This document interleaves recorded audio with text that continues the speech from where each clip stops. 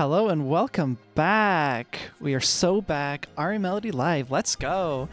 We're going to be doing drawing today. I've literally never drawn on this Linux setup. In fact, I plugged in my tablet for the first time about half an hour ago. That is how little I have drawn in general. So yeah, this could be a fun time. I am in the process of actually setting up my environment right now. Hopefully we'll have a little bit more by the time we get to it. Sweet, sweet, sweet. Hello, welcome everyone. Welcome back. Right. I didn't give myself quite as much time as I really should have to get everything set up, so I'm a little bit flustered, but I think we're all good. Hello everyone, welcome. Hello Hannah, hello Mondaridia, hello Lily, hello Rin. Congrats on the username, by the way. That's awesome. And hi Sodi, hello, welcome. Righty, right. I'm literally just like setting up my my crease at the moment. That's what we're gonna be using to draw today, because it's pretty much the default for art on Linux, I guess. And also, I've been meaning to get it used to it anyways. I like using like free open source software I can, and Krita is a pretty good example of that. I'm not super used to the workflow yet, but you know, we're getting there. We're getting there. Ooh, I've realized something. I don't think I gave my my pen nearly enough time to charge. So I'm gonna filibuster for like 15 minutes. Funny louder on the note of the always having the FOSS mutual. I made a post earlier today saying installing Linux really is like transing your computer. And I already got agreement, but like I had to like elaborate on it. I said Linux migration guides basically amount to what are the benefits, what are the risks, how to do it safely, what to do if something goes wrong, and most of this information is community sourced. Linux is just HRT for computers, which is I think pretty real. In fact, on that note, while we're here and while I'm buying time while my pen charges, Linux from scratch is DIY HRT. Absolutely, 100%. I'd argue like most of my setup is DIY as well, because I run Void Linux, which is a pretty niche distro as it is. It's Arch-like in that you start from kind of ground zero off of a very, very lightweight like install ISO. You boot into that, and then you're basically given a package manager, enough stuff to get online, and then install all the other stuff that you need. It's very, you know, from the ground up. It's not quite Linux from scratch as in, you know, you're compiling your kernel and everything, but, you know, it's up there. It's up there. Void is nice. Couldn't live without System D, though. I will admit, living without it has been challenging. I have had a number of pieces of software that just have not worked, period, in some cases. I've had to do some really hacky shit and make it run it and all that kind of stuff. But for the rest of it, it's pretty cool. Took ages to find that post. Your repost to post ratio is like 10:1. I like a lot of art. That's all I'm going to say about that. ariMelody will boost art until morale improves, and actually will continue to do so to maintain said morale. NixOS is interesting. I've spoken with it with a couple of people. I find it interesting what they're doing. I don't really see the benefits for me compared to having a system where I can kind of dick around and do a lot more stuff. Like, I break shit and it's annoying, but I can really, really get in the weeds there and you know, play around a bit. Sees woman in artwork boost, pretty much. It's you know, it's one of the big reasons, I'd say. But yeah, while I'm delaying, while I'm buying time, I pretty much have the next 2 weeks of streams actually lined up already, which is really cool. I originally did not at all, and suddenly some stuff came up and I'm like, oh shoot, actually, I've got some really cool ideas I can execute on. So I might give those a go. NixOS feels like more hassle than it's worth for desktop setup. Yeah, I would say so. I think it's pretty good for containers, servers too, but like servers that you're building often. Like if you need that really replicable environment where you would have otherwise been doing like a base VM ISO, then I could see, sorry, not ISO, but like a VM disk image, like a snapshot. Then I could see NixOS being pretty useful, but beyond that, I don't know. Yeah, break shit. That's what NixOS is great for. You could break shit, and then you have Control-Z undo since it's just a text file that defines the broken. Yeah, okay, that's fair enough. On other distros, you have to unfuck it. On NixOS, you could just undo. I feel like unfucking your distro is a rite of passage, though, at the same time. I don't know. Call me a purist, or lack thereof, given we're unfucking things, but... I mean, that's all I do as well, is just repost art. Yeah, that I sometimes see you repost something I did after, so always blindsides me. They spend 2 hours trying to figure out how to write in their config. That's different to how the program is configured on a normal distro. I think that's one of the things as well. I don't get it. Like, I don't understand how Nix could conceivably cover all of the different software that he used. Like, there have to be some roundabout things. It's kind of like with me dealing with Runit, right? Like, if I get software that doesn't support Runit, which, note, is most of it, what do? I basically have to write a Runit file from scratch. That's kind of annoying. Also, I don't really know how those files work very well. I think it's like a shell script, but there's some quirks. For a new clean slate Linux setup, I'd give Nix a shot, I think. Thought about maybe buying a framework next year or something. Yeah, frameworks are cool. If I did not already have my MacBook and was already like super happy with Apple software on laptops, then I would 100% go framework. Yeah, honestly, if you find NixOS fun, Sodi, like, that's real. That's one of the things I do really like about Linux, is you can kind of just do your own thing. I value that strongly. It's really cool. Linux setup is so fucked right now, like, just completely broken. Can't be bothered to fix it, though. It's easier to work around it. You've summed up a little bit of my setup sometimes. I've set a hard rule for myself to not ever run system updates on stream days, because I've done that twice so far since I started streaming, and on both occasions it has yielded horrible results. Second time, because I learned a bit from my mistakes, it delayed the stream by like 20-30 minutes. First time, the stream just never happened because I spent the rest of the night trying to fix the problems. It was horrible. Absolutely abysmal. My Wayland portals literally do not work. Can't share my screen, can't upload file pickers. That's atrocious. I am so sorry. One of, like, the best things about Wayland, and you can't even use it. That's miserable. Oh, wow. Yes, daily driving NixOS involves writing Nix packages and such. It's sort of like using Runit in the sense that a lot of packages don't work well out of the box. It's to a much lesser extent, given that Nix packages is the largest and most up-to-date package repository in the world. Interesting.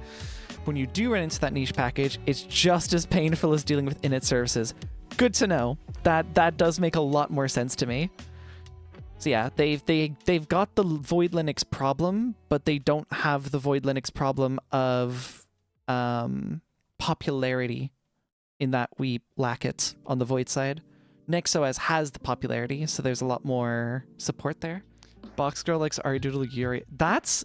You know what? I think that's actually the first time that has ever been suggested. Ever. Jump scare! Thank you so much, Ashley. 4 months. That is so rad. Thank you so much. That is awesome. Really, really appreciate it. Oh no. I don't think your name fits in the box underneath. Oh no. That's really funny. All right, hold on. Join left, and I can join this left as well, I think. Cool. I'm gonna very quickly show this. This is super cool. Here we are. This is boxgirl in Blender. What I adore about her, I mean, I'll show this monstrosity in a second. What I find really cool about her isn't just like, you know, I can play around with expressions and stuff. So if I go here, there's a couple different faces on here. We got some with and without the flower, basically. I can add more if I want. They're all just part of a sprite or a texture map.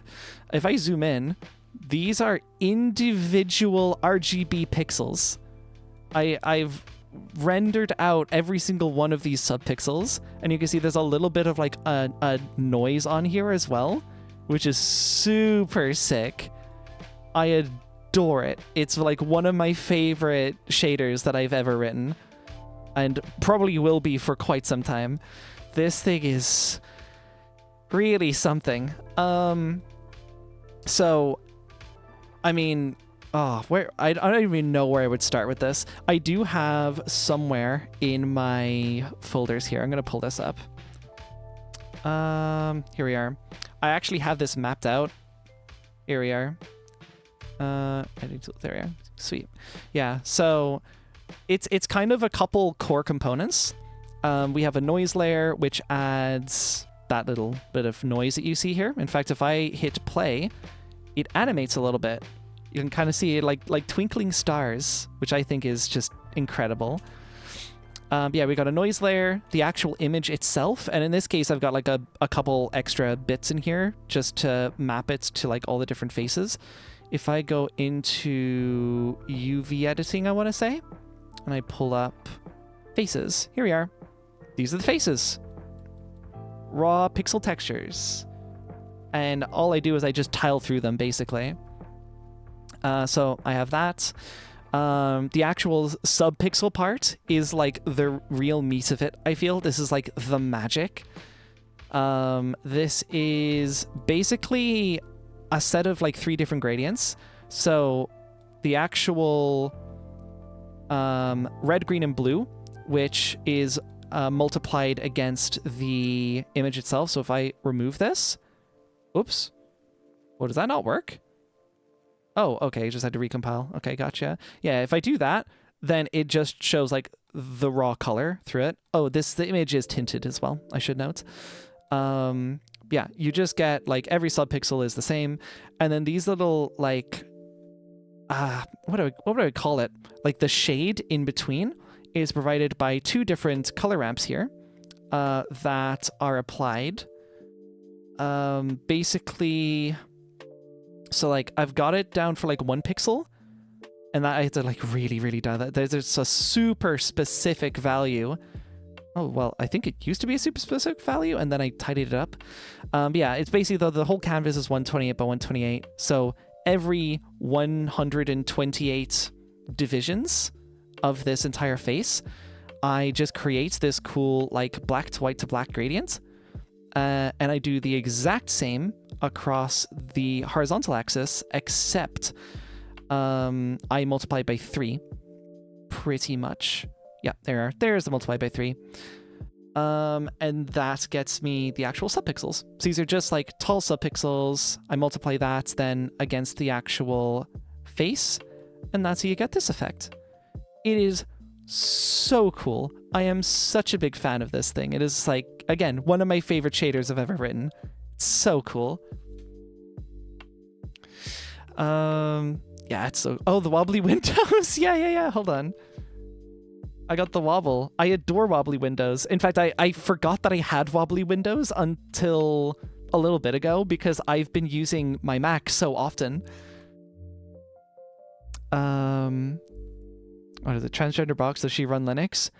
I would think that she does. I would, or if not Linux, certainly something Unix based, because Unix is based. Oh, multiplying by 3. Please read that in the TikTok voice. I love multiplying by 3. That's about as as close as you're getting with how rough my voice is right now. I've generally considered voice acting many times. I think it'd be very fun. I just need like something good to VA, I guess. I could maybe do what was it? Genie Collects, I think is their name. Where I just like read funny posts. I could do that. That could actually be kind of fun. I'll consider it. I should do wobbly windows next time I daily drive Linux again, this time for real. Absolutely. Yeah. I mean, I've heard complaints from some people that it makes them kind of motion sick. I've shown this off to my mom and it, like, really threw her off, for example. But if you can handle it, it's based. It's super cool, and I will never turn it off. Linux 2.6, like every embedded device that exists. I really hope they're not running Linux 2.6. What are we on? We're on like 6.8 or something. We're on 6.13. Yeah, I really hope it's not that popular. Can you do the nothing beats a Jet 2 holiday sound? I don't know what that is, unfortunately. Can you do the fake TikTok voice for the next few minutes? It was adorable. It's basically like my, like, I'm trying to sell you something voice with like a robotic kind of accent, I guess. Like that not supernatural flow of speech, I guess. It's a very entertaining drawing stream. Yeah, we're 34 minutes in and we have still not even seen Krisa. Hold on. There's Krita. Okay, cool. You satisfied? It's officially an art stream. Hey, this actually does count as an art stream because I am showing off art, I suppose. I'm not seeing any embedded device with a kernel with Linux 3 or above. Oh, that's rough. There's so many security patches.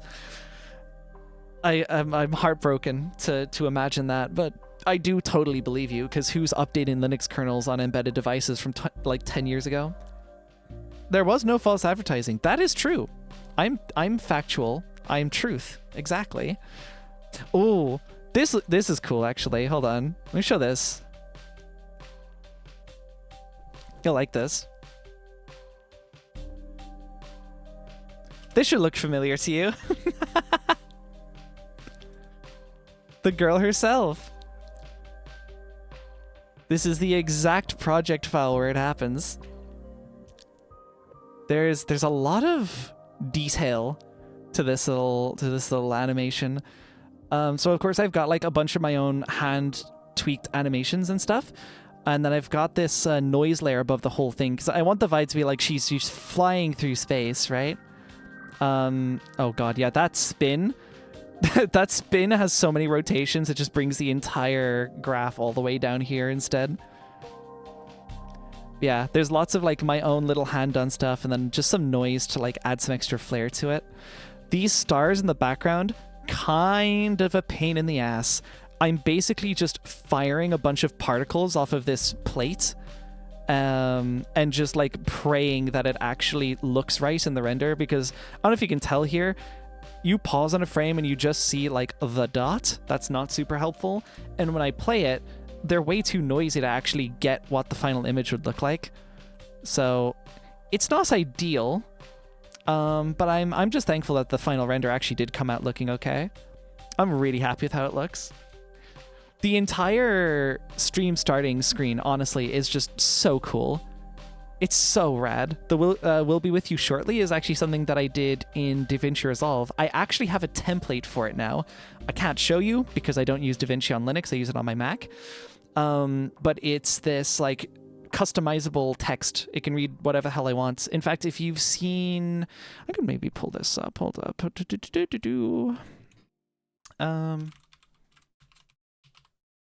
Here we are. I'm going to mute this tab just in case.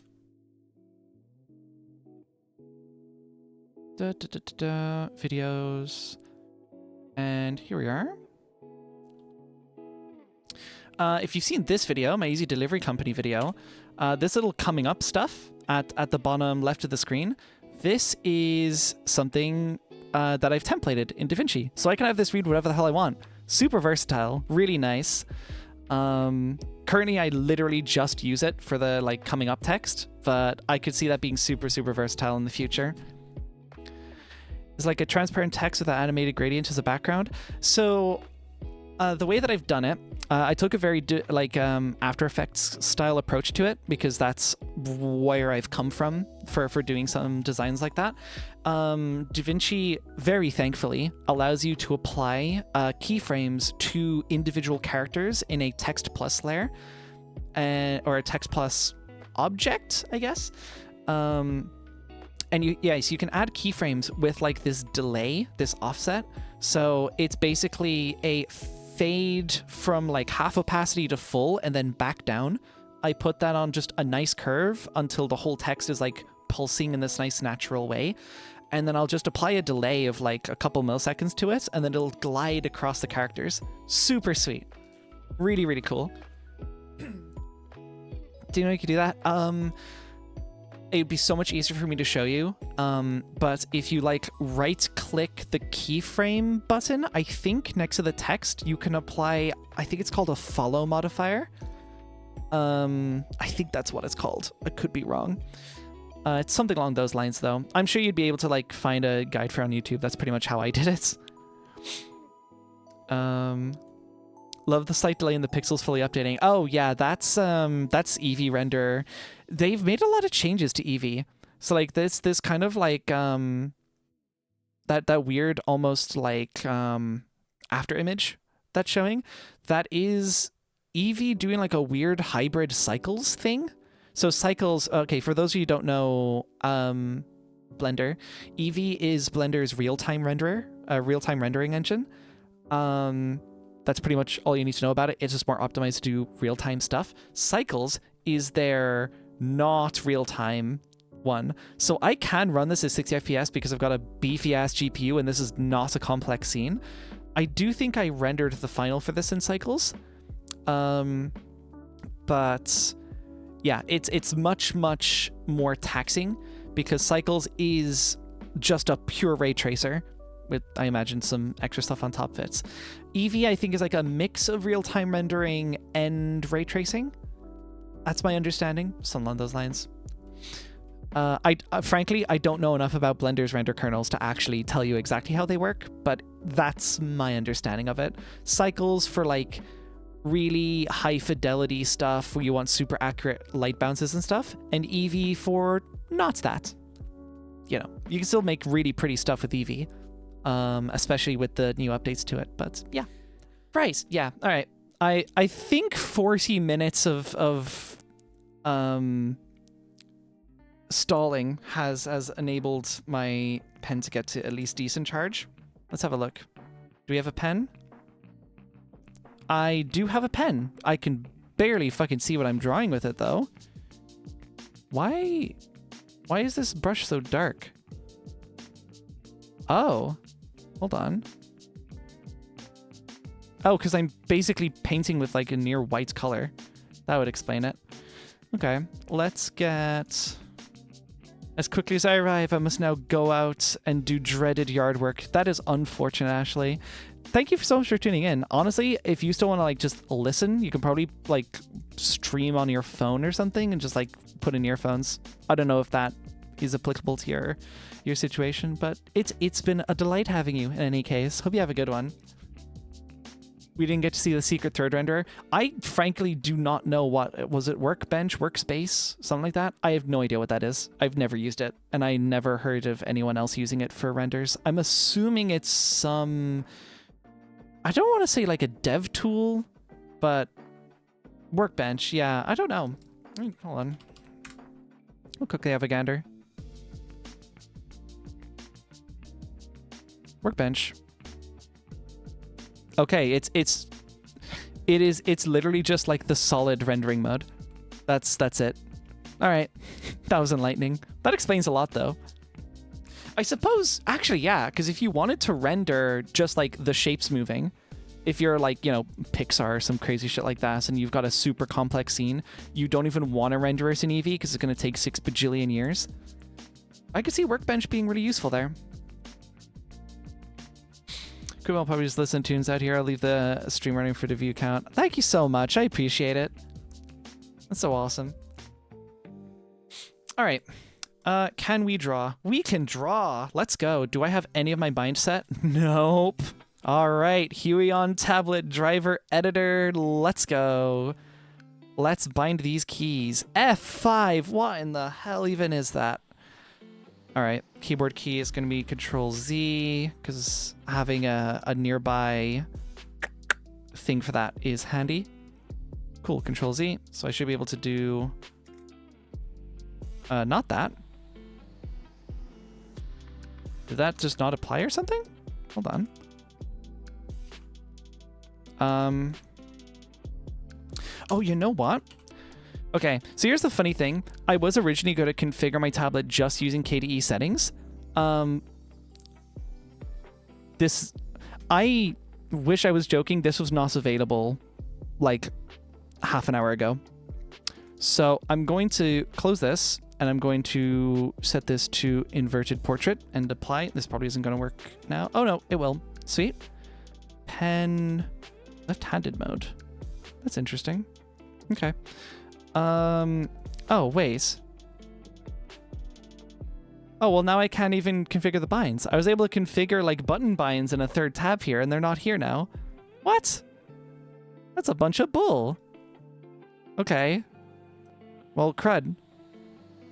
Oh, they've just given me a calibration screen on the wrong display. I'm gonna ignore that. Map to this screen, please. Yes. Stretch and fill, map to portion, lock aspect ratio. That should be fine. Calibrate. There we go. I cannot see where... Oh, this is intended for like screen tablets, I think. Interesting. F5.1, the hell even is that? It's a key on the top row. I hope this helps. It was more like, what was that bind originally meant for? Because that's a stock bind, I believe. 60% keyboard user. Gee, I sure love my chat messages rendering in white on the top right when they intersect with the drawing canvas. I'm sure the VOD viewers will be delighted to see the same. That's true. That is a problem I've actually had looking at the...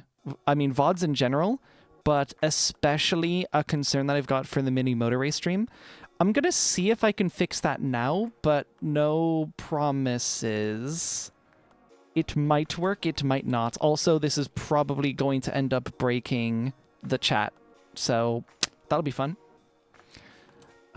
Text shadow. I'm literally just editing the CSS in real time. This is great. Transparent black background or a small text shadow in CSS. Yeah, I'm gonna try the text shadow, and we'll see what happens.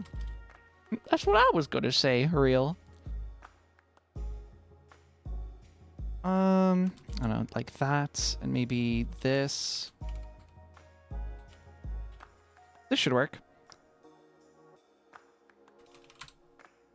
Does that have a shadow on it? It's got a shadow, but it's not a really strong one. Oh, I do think that kind of works, though, actually.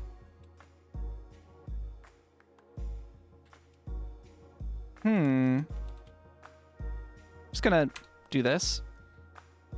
Is that legible? I probably need to like bring in that shadow a lot more. That's not super strong. It is better. It is better. It could be better though. It's better, but not quite good. That's true. Closer. I'm just gonna make it like a really condensed one, I think. And one more. That's still... It is easier. It is easier. Make text slightly off-white. See, ideally, I would just make it work in all environments. Just spamming text shadow on top of text shadow, make it stronger. I mean, I only have it half opacity. I could make it full.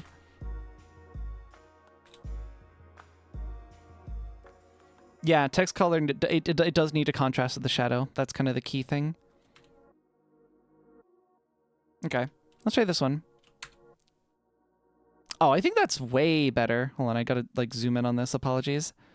I think that works. I think that's pretty good. That's 100% opacity. That should be okay, I think. How do we feel? I think that's good. You've returned from the black hole. A little sharp now, color-wise. I do have it, like, slightly offset from the text. So what I might be able to do is bring it in entirely. Directional shadows are still kind of annoying to read. Yeah, I'm gonna remove that. And one more. I mean, short of just like making it a slightly thicker shadow, I think that's okay.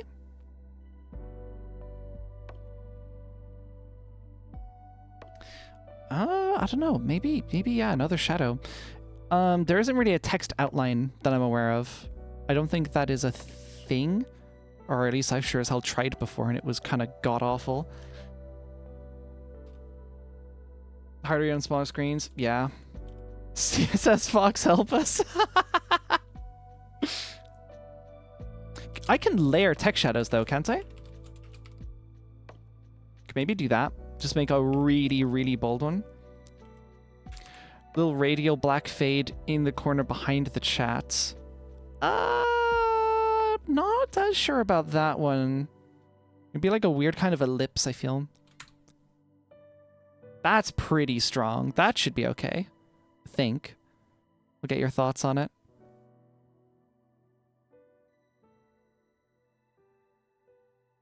Yeah, I think that's a lot more readable. That is better. I just had to preview it there on the actual stream. Actually, yeah, text, I mean, when you think about it, an outline for anything is basically just a drop shadow. That's like really, really strong. Readable could be better. I mean, I could add more layers. Hold up.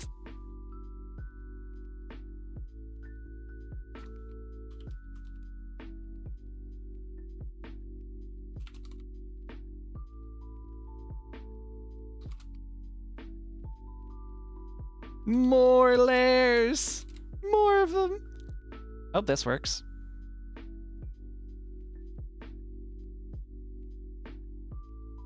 I essentially made it like a CSS variable, so we'll see if this actually works.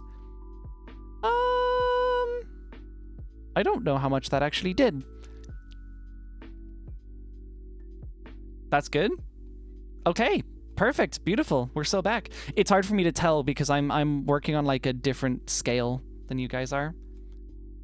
Oh, you know what? I can actually get OBS to zoom 100%. Oh yeah, that is so much better. You're right. Oh yeah, we're so back. That actually reads perfectly. Yep, we're good. Thank you. Thank you. We're now 51 minutes into the drawing stream, and I have absolutely nothing on a canvas. No, I've got this. I've got a doctor's signature. All right. I don't know why the binds just aren't working. I have Control Z bound here, but they no worky. I don't know what the buttons here actually. Oh. Okay. These zoom buttons apparently work. That's good. My Control Z doesn't. Okay, that's like drag. Cool. Brush palette.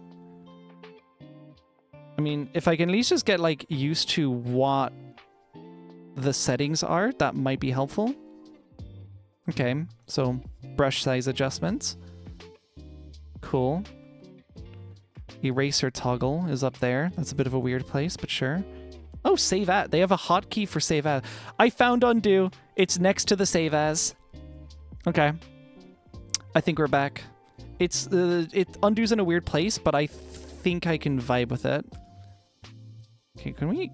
What are we doing here? Why does it keep? There.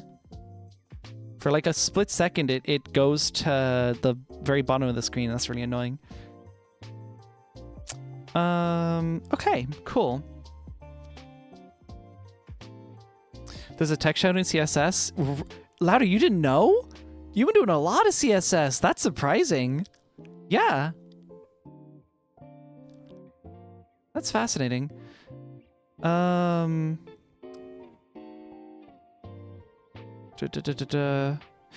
text shadow doesn't have... Oh, wait. Oh, box shadow has a... I actually did not know box shadow had a spread. But text shadow does not have a spread. That's unfortunate. But you could basically do what I did, where I essentially just made... Hold on. I'll show you. I made it a CSS variable, and then I just, like, slap it in a bunch of times. Like, I could add, like, 8 times, and it would probably look pretty much like an outline at that point. It's a way to do it. CSS has a lot of stuff right now. They did add CSS nesting as a native part of CSS now.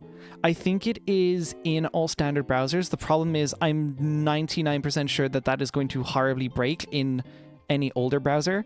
And while supporting ancient browsers that haven't been supported since like the early 2000s isn't necessarily a priority for me, it would be a shame to ditch support entirely. I don't know. Actually, that's a good question. Because while I say that, there's probably a whole bunch of features that I'm currently using that are not supported at all in those older browsers. So it's going to look horrible anyways. I don't know. Maybe I should just lean into CSS nesting while it's native and while it... not native, but while it's widely supported. So if I recall, we're tangenting again, guys. I'm an excellent streamer. Some site can I use? Yeah, caniuse.com. Something nesting, CSS nesting. It is baseline, newly available across major browsers. Internet Explorer, which I don't think we can consider a major browser. Like Internet Explorer is not supported. I think we're fine. But all of the browsers that are worth a damn seem to support it. Opera Mini, whatever the hell that is. UC browser for Android, I don't think we care. Firefox for Android. No! It's not supported in QQ and Baidu! Oh, no! That's atrocious. Anyway, but for all of the mainline ones, it does seem to be supported. Chromium, Edge, Safari, Firefox, Opera. Yeah. So, like, I should just use it. I might as well.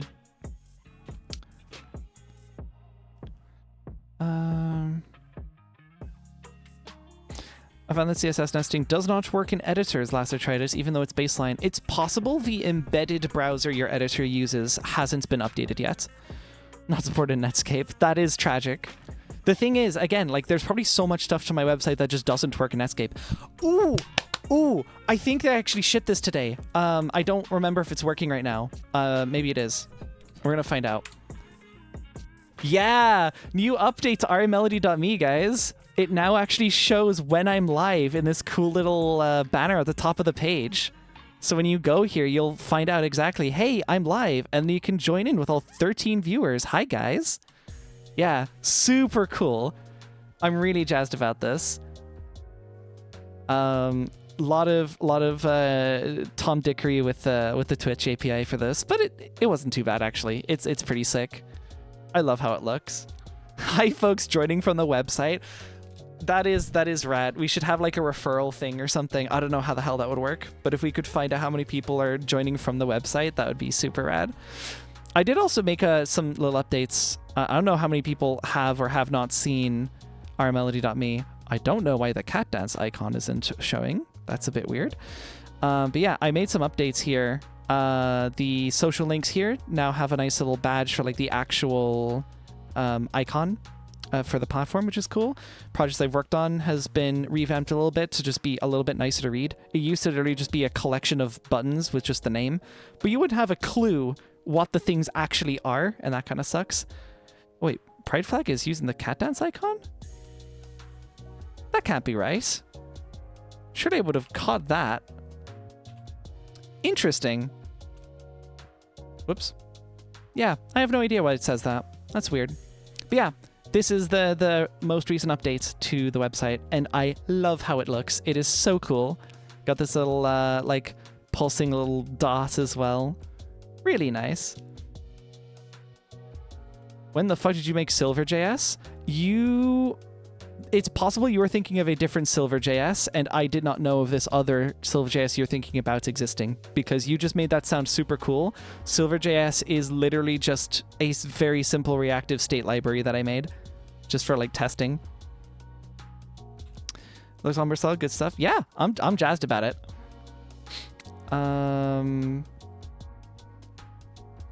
Oh, the top right corner. Yeah, this is the Pride flag. I made this quite a while back. I actually need to move this over to Codeberg. I have been moving all of my projects over to Codeberg. It's pretty much whichever one I'm currently, like, when I'm working on it, I'll migrate it. But if I haven't touched it in a while, then I don't bother. But yeah, it's really nice. I'm a fan. It kind of like pops out when you hover over and cool. It's pretty cool. You can link this to whatever like LGBT supporting thing you want as well. That's like part of the usage guidelines for it. Does not say cat dance for me. It has a pride flag. Oh, yeah, okay.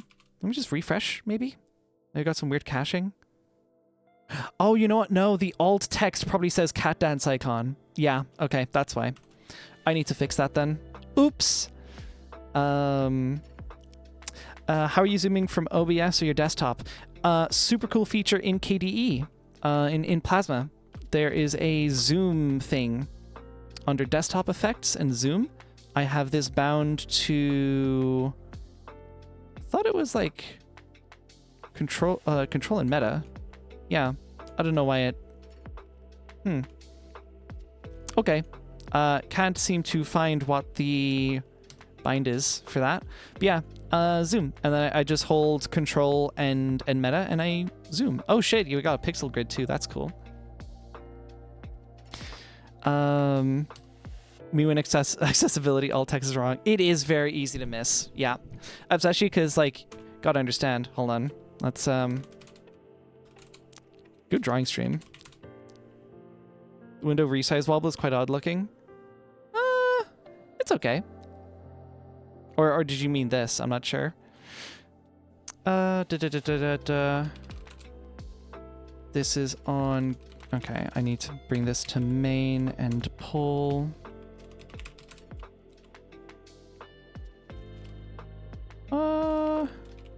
This should be fine. Wait, what? Interesting. Okay. I've just rebased. I don't know if I like lost anything, but that's been done now. If I go into the actual page source, here we are. This is actually slightly older source. Interesting. Oh, I didn't push up to main yet. This is still in the dev branch.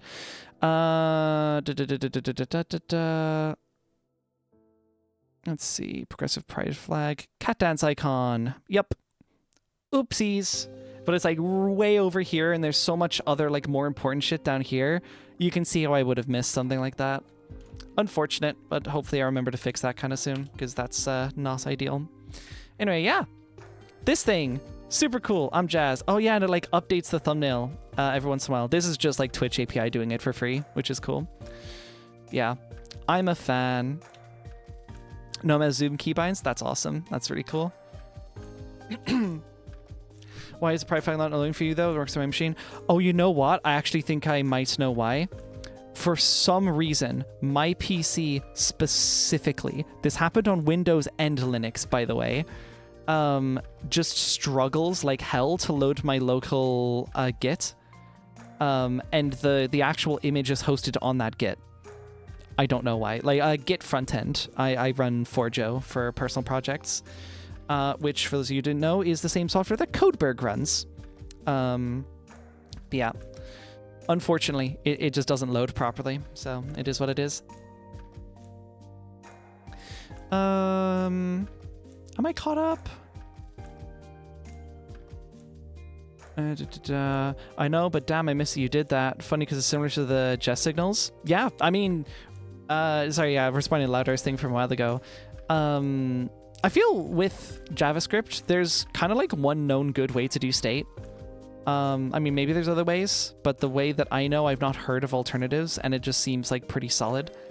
I kind of ripped it from, not in terms of like the underlying implementation, but I looked at like how it works for like DX in Svelte, and I liked how they did it, so I just implemented the same thing and put it in Silver.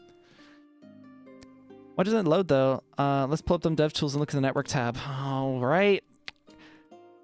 Good drawing stream. Good drawing stream. Filter to images. We're gonna do. Oh yeah, get.arimelody.me. NS binding aborted for the first one. That's cool. And this one is still pending by the looks. Let's do a cache refresh. This is now a dev stream. Yeah, here we are. It's just taking its sweet ass time. And like genuinely, this is just how it happens. Like if I go,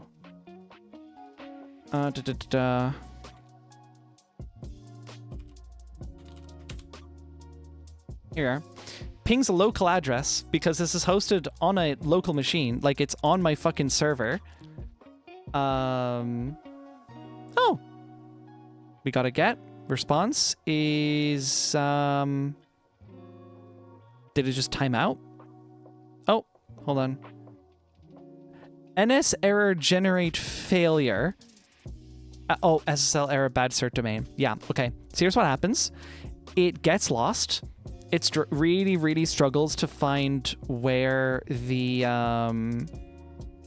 actual domain resolves to, and then it falls back to a different website basically. Okay, how do I explain this? Okay, most of you are techie. Most of you are tech savvy with this stuff. Okay, I have a reverse proxy running on my local server that hosts a whole bunch of stuff, not just my local Git. And what's happening is it's struggling to hit that Git, and is instead, it ends up falling back to like the default configuration, like the default page that the reverse proxy runs, which doesn't serve the correct certificates because it runs under a different domain. I have no clue what reverse proxy is. So think of it like kind of like a phone directory. When you're like calling up a place, it's like, oh, I want to be directed to this particular branch or something. It's like that, but for web. So like you hit my server, but my server won't immediately know. It's like, hey, do you want to hit, I run an xCloud instance. Do you want to hit that? Do you want to hit my Git? Do you want to hit, I run a game server panel. Do you want to hit that instead? And the only way it knows where you want to go is using it's kind of like a redirector. It is a proxy. It's not redirecting. It is like it's in the loop for every web request. But it does seem to struggle on that. Why is it falling back? I don't know. The Git host works though. On my Mac, I can access it perfectly fine. Same network. Bizarre. And again, this is after switching from Windows to Linux. There is not a single parse of like my DNS config that is the same. And so I do use Pi-hole as well as my DNS server. That I can rule that out because I also use it on my Mac, and this still happens. It's so bizarre. Secretary in a company lobby? Kind of, yeah. Except like you speak through the secretary kind of deal. Would probably be the more accurate way of putting it. I need water. Water good. Water my best friend.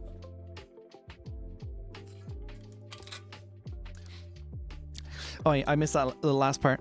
It feels more like it's maybe bypassing the reverse proxy. That would be jarring if true. Is the request hitting the Forjo directly? I'm not convinced it is, because I might need to double check it, but I'm 99% sure that the Forjo instance runs on a different IP address from the reverse proxy.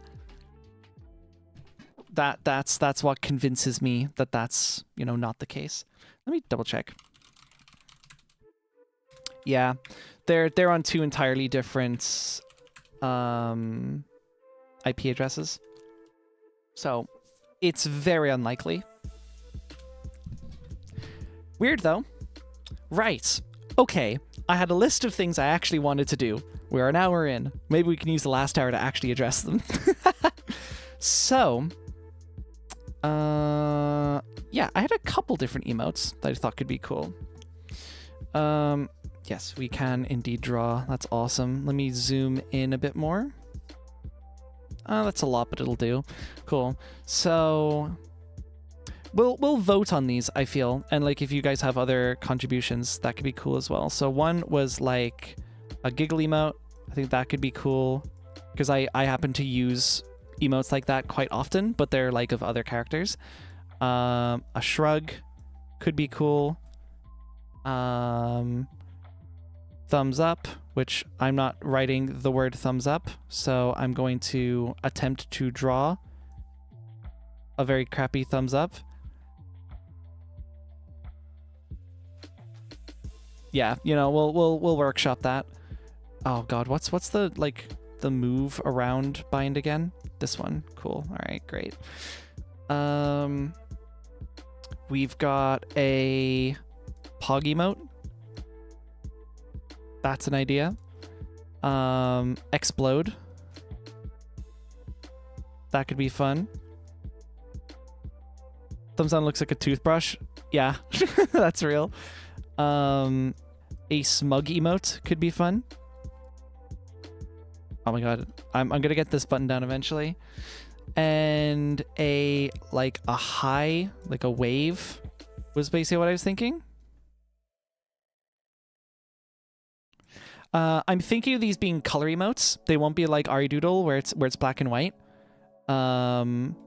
See, yeah. Imagine being so smug you explode. Yeah. Clueless blows up.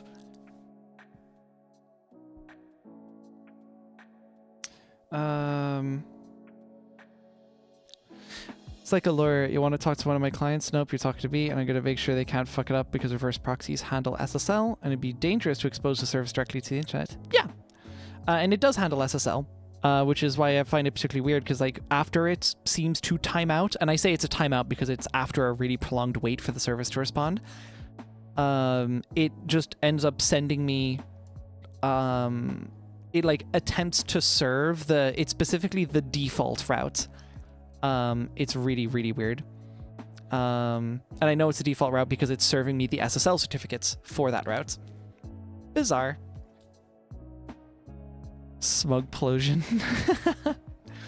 Yeah, so I'm thinking something along these lines. I'm definitely going to want to use like a reference, because here's the thing. I've drawn a bunch, but I've never drawn emotes. And emotes do require very careful use of space. Like negative space is like a big bad for emotes because you're cramping so much detail into a very, very small space. Outlines need to be a lot thicker than I'm used to as well. Yeah, they are very hard to get right. Absolutely. As for like size, I'm thinking like maybe 256 by 256, but I might be like play it safe and go like 512 or something. So I've got like lots of scale that I can work with. And then of course, you know, I'll compress them down to like a 32 or 16 for Discord and Twitch and all that kind of jazz. Yeah, let's have a look. Let's do references, because references are good.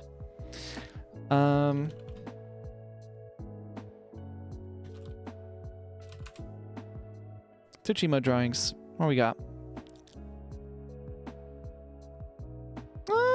We got some pretty good references here. Okay. Oh yeah, we gotta have a heart emote. Oh my god. How could I not think of this? We gotta have a heart emote. That's like so key. Okay, my mouse just decided not to respond. That was weird. Should I ask Curl what it's doing? I mean, yeah. I'll let that run in the background. We'll see what happens. Oh, L is like following redirects, isn't it? I use it often, but I kind of forgot what L does. Oh, that's hilarious. You know what? It loaded immediately under curl. Didn't care. So it's Firefox related, but happens on Windows and Linux. I don't have a busted setup at all. Actually, even these are pretty like thin line details as well. I would even go thicker, to be honest. Oh, I love this style. This is super cool. I'm gonna keep that up on the side. Style references are also good. Very nice, very nice. So yeah, these like much thicker lines, that's kind of what I'm thinking of. Along those lines. In fact, I'll pull that up too. Or if you open a private window.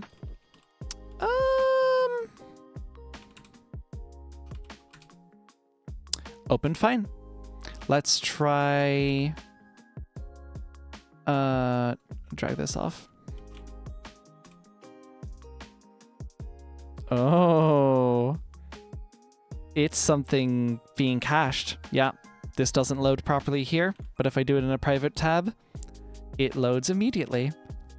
That's interesting. It's been a while since I looked into it properly, so I those details sound familiar, but I kind of forgot. Oh shit! Okay, I'm gonna keep this one. It's interesting seeing like the process. They got like the major block out, added the rough shape over it, refined the outline, added skin tone, refined skin tone, did the rest of the coloring. Cool. A lull emote could be kind of fun. I feel like the giggle one would work a little bit better though. Yeah, blockouts for sure. I'm so especially with ariDoodles, I just like start drawing. I just go straight in, but yeah. Okay, I like this one for the variety. There's a lot of variety here. We might get some ideas for new emotes that we can use. Oh, the yell ones are cool. I like that. With those, you can also draw on top. Yeah, exactly. Make a cat emote. I could do a cat emote, but I can make it like of my cat. I think that'd be rad. Y'all haven't seen my cat. She is adorable. She's like a tortoise shell. Hold on. Here we are. Oh, this is on .go. Let's do that in Kagi.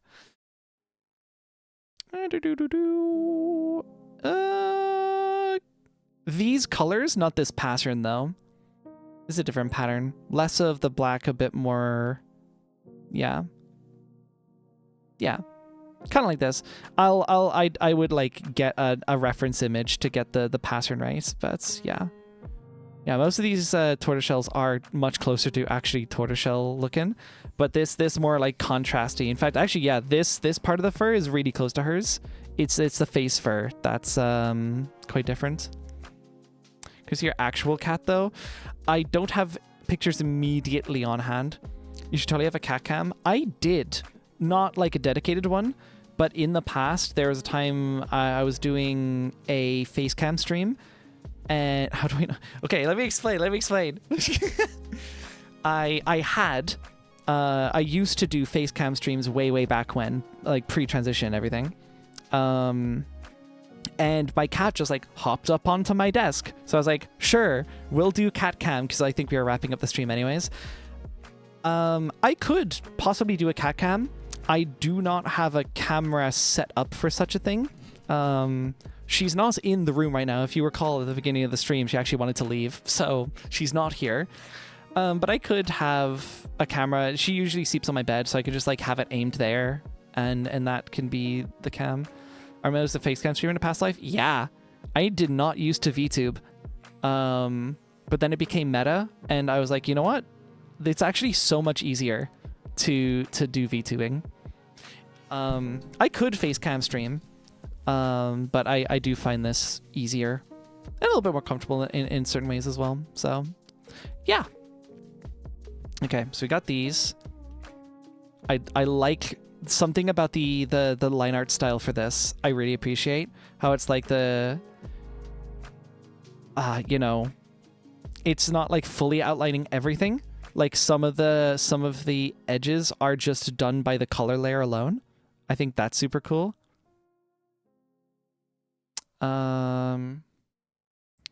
This one, there's just so much variety here. I'm gonna keep that on hand in case I want to like go out there and do some more stuff. Simp one's pretty funny. Might be a consideration. This just for like reference on blockouts and stuff. Because I find, yeah, it's really difficult to start with a really light blockout for me. I always feel the need to like jump straight to like stage 3 over here, right? And then immediately jump to like this and then full color. So I need to learn to take it slower. It's part of the reason I've been doing ariDoodles so much, because ariDoodles don't require that much extra thought or layering or whatever. This is cool. There's a lot of variety on these ones. What does blockout mean? Essentially going like, okay, here's the key components. There is a head. Here's the angle. There's roughly going to be a hand here. that's like where the wrist is, where the base of the hand is, and where roughly the fingers will be. It's very extremely rough. You're basically just pinning the base locations of stuff, and then you'll go into like the finer detail stuff in a sketch stage, is pretty much what happens there. Skeleton, kind of? Yeah, you could say like skeleton. Oh yeah, here we are. Straight up just like a tutorial with words in it. Since the biggest emote file size required by Twitch is 112, 112, start with that. I'm going to go higher because I may want to use it other places than Twitch. But yeah. Estimate the emote's proportions and placement. Sketch out the emote. Line art the sketch on a separate layer. Note, consider the lines within the orange to be inside the emote and lines around it. Oh, yes. This is like doing the outer shadow, or outer outline, which is usually done with like a much thicker stroke. Go over the outer lines a second time to make it thicker. Yep, absolutely. Add color, shade. For the outline, I picked a very dark shade of the color adjacent to it. For example, the hat is green, so the surrounding outlines will be dark green. Yeah, I've done this before as well. Colored outlines. For lines inside the emotes, I pick a shade lighter for a more uniform look. Notice the lines on the chin and within the hand. Yes, yes. Add final details, crop, and done. Wonderful. Very cool. Biggest file size required. Does that mean biggest allowed? I'm going to say so. Yeah, that's probably it. Image size, not file size. Yeah, look, I'm not gonna get pedantic. They're an artist. They might not be like computer technical. I'll leave them be.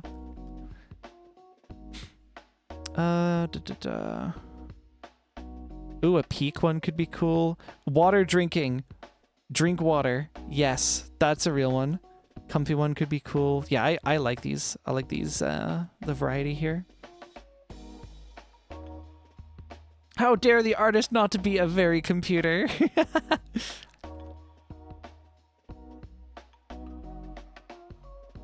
Yeah, this is cool. There's lots of reference material here.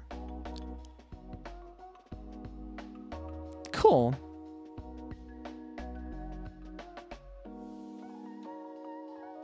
Welcome back, Lily. Hello, welcome, welcome. Okay. I think I'm gonna snag these last ones as well. And I think we've got, oh wow, cuddle emotes! That's awesome. Okay, I'm actually gonna snag these as well just because I fucking adore her art style. Cool seeing her in the results here. Configuring a WordPress site right now, and the fucking builder I have to use doesn't have built-in date fields. We should have never went past HTML. WordPress. Why? I probably shouldn't ask why you're configuring a WordPress site. I'm going to assume it wasn't your choice. This doesn't seem like something you would do for fun.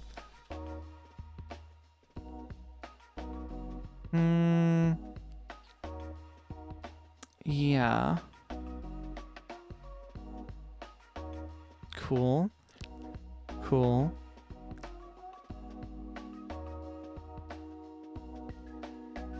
Okay, I think you do a pose reference. Which of these do we want to go for? We have giggle, shrug, thumbs up, thumbs down, a pog, and explode. And I'm assuming that would probably be something like, you know... Oh, hold on. Why am I drawing with my mouse? I have my pen literally right here. It's like we got, like, Ari here, and then there's, like, a big fucking boom in the background. I don't actually remember how to draw a convincing explosion. Yeah, like some explosion happened behind her. I'm a little bit mixed about this one. Detail on that one could be weird. Some might be easier would be, you know, like some fucking Ari Doodle, like smug face with like fucking fire eyes or something. Like, you know, that destructive fucking chaotic glare. That Doodle was Ari Doodle going Super Saiyan. True. Yeah, so explode. Smug could be cool. High wave, a little heart. I'm gonna add, actually, let me move some of these real quick. Nope, that's not the tool for that. Control R. Right, of course. Is that for, nope, that doesn't do that. That's for adding, there we are.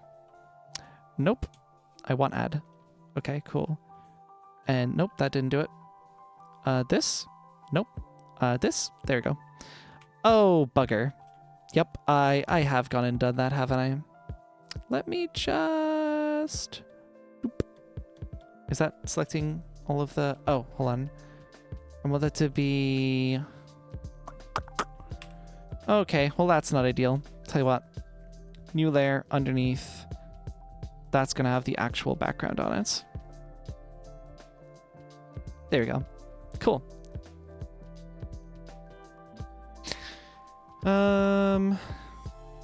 It's such a classic amount. People ask me regularly, can you make this? And I'm like, sure, draw me what you need. And then they never do it. Oh, yeah. God.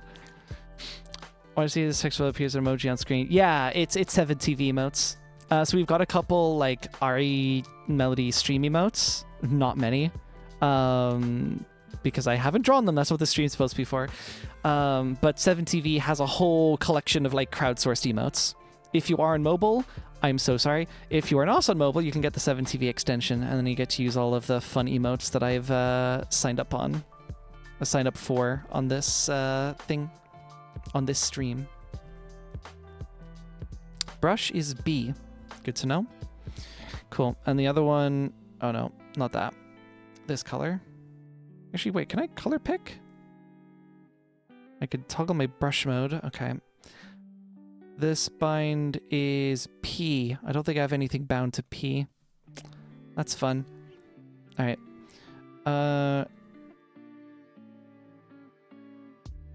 Drink. Cool. For an Android client named Extra 7TV built in. Neato. All right. So you got to pick between some of these. I'll try and like prioritize these. I might even like veto some out. I'm thinking Explode would not work quite as well as an emote format, so I might can that one. Smug is cool. Shrug, I'm not convinced that'll be used quite as often. Thumbs up, thumbs down. We'll cross them for now, but we might come back to them. Vote for High and Giggle. Those are real. That's real. Pog, I might not right now. I'm thinking like some excited emotes could maybe work better.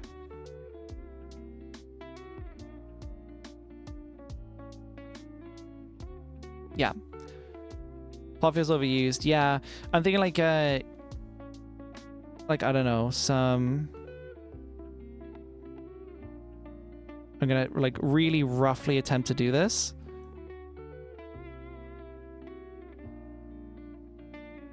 You're seeing the extremely rough process of an Ari doodle being created right now. This is birth.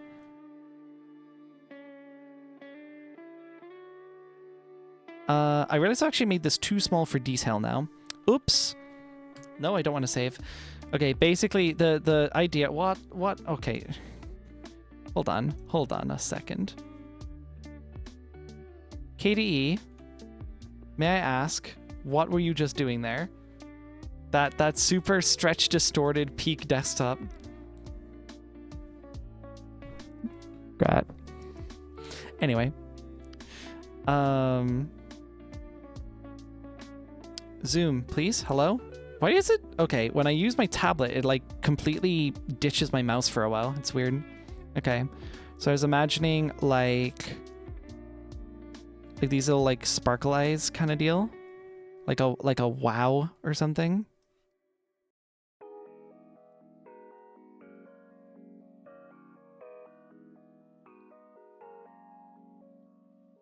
I don't know. I haven't drawn a face like that in a very long time, so that might be tricky. So we'll keep that in mind, but it's not priority. Drink could be good, maybe later. Heart one, I feel like we should have one like that. High wave is good, giggle is good as well. I think I'm going to prioritize it this way. This gets number 1 from me. We're gonna make that first because I feel like that's essential. The high will be number 2, and giggle will be number 3. I think that works. Cool. So we're going to start with the heart one, and thankfully we have references for the heart one. Now I apologize again. I'm out of practice, and my I'm out of practice, and my setup ergonomics are like kind of weird. So None of these are a heart-holding one. This is just a guide. Yeah, maybe like one of these heart ones could be a good reference. And I like this style. Might drop this one here. This style with this kind of like holding up a heart. Okay, okay. Let's see how we're gonna do this.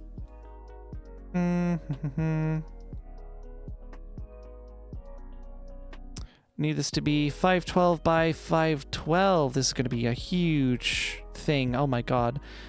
Maybe I do 256? Maybe 512 is just way too much? That's a good question.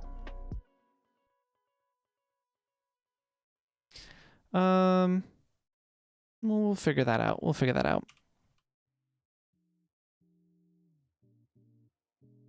Cool. We'll just do that here. Can I group? We can group. That's great. Call this one like ariLove or something. That'd be cool. Let's get it down if it's too big. Yeah, pretty much. There's one like, oh god, am I gonna get like super particular about you know, silly nonsense like small errors in the brush strokes, I guess, because that's something I've been particular about with in the past. So I'm a little concerned. Where's the... It's this button. Okay, I want to go out of Ari's brushes. We're using digital ones. Basic. Seems like what I might want. Basic with size. I think we're just gonna do basic. Oh, maybe I do want brush size, actually. I think in this particular case, that is something that would be good. Oh, but that... Yeah, that pen scaling is gnarly. That needs to be adjusted. Size. Yeah. 50% at least.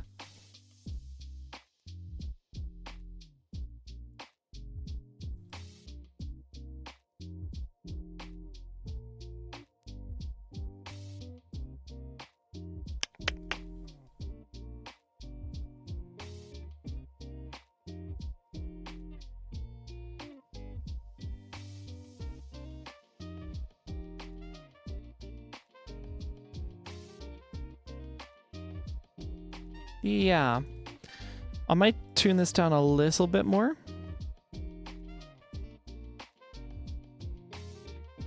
Okay. I think I fucks with this. I'm gonna save brush preset. I'm gonna call this, yeah, it's just basic brush. Where did this save to, actually? This is likely gone somewhere else. All untagged. Basic brush. Can I move this? Assign to tag. Ari's brushes. There we go. Perfect. We got the ariDoodle pixel brush, as we should. And we've got normal brush. Cool. So we're seeing brushes with anti-aliasing on them because my pixel art's brain just does not sit right with it. Yeah, that's fair. That's real. Okay. So, for the sake of references, this is gonna have to go... Where's my thing? Here it is. I have this up to the side, actually. I do kind of want to bring this in to Krita. Or maybe I just do this. I slap it here, slap this there.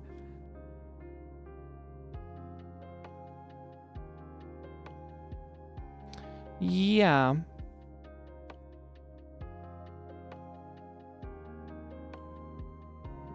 Yeah, okay.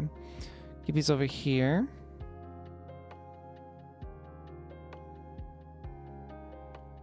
Yep. Okay.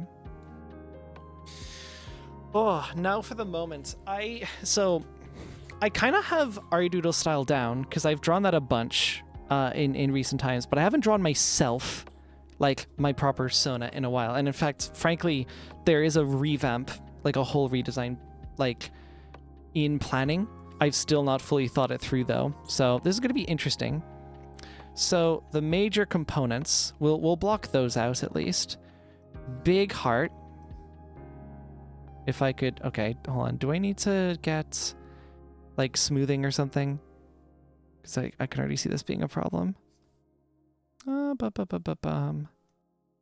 Where's the smoothing? Flow. No, that's not it. I don't know what that button does.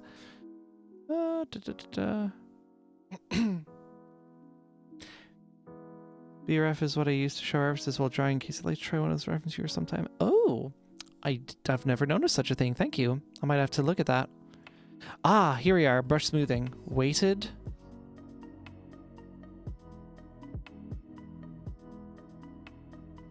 Okay. Stabilizer. Ah, this situation. I feel like weighted might be what I want.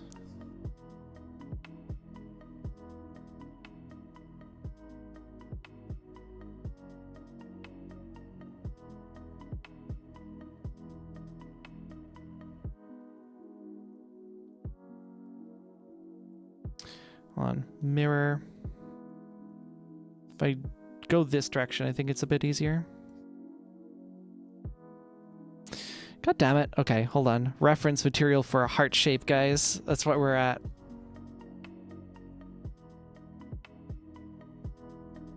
Let me zoom out, maybe.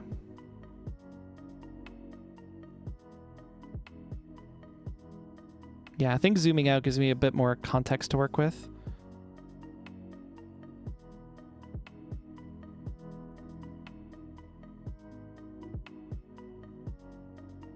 Oh my god. We're gonna be here all day.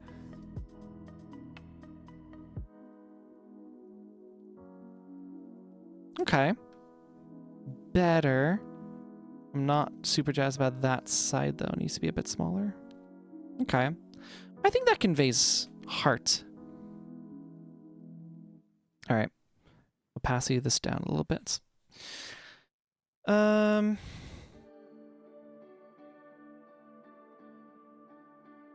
What the fuck? What is... Oh, because I'm lifting my hand off the tablet. Oh. Okay, cool. I'll just go like this, maybe.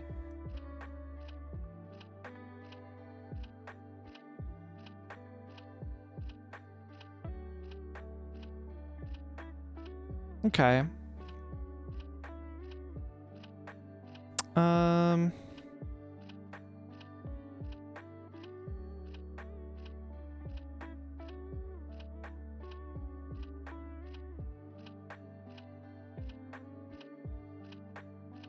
Yeah, it's not nearly...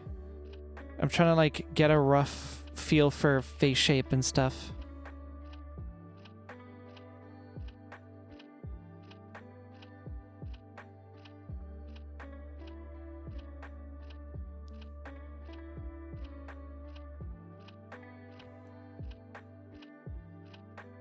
I love how, like, we've moved away from the, like, super nerdy dev part of the stream to the art part, and now like chat's just fucking just, like vibing quietly in the background.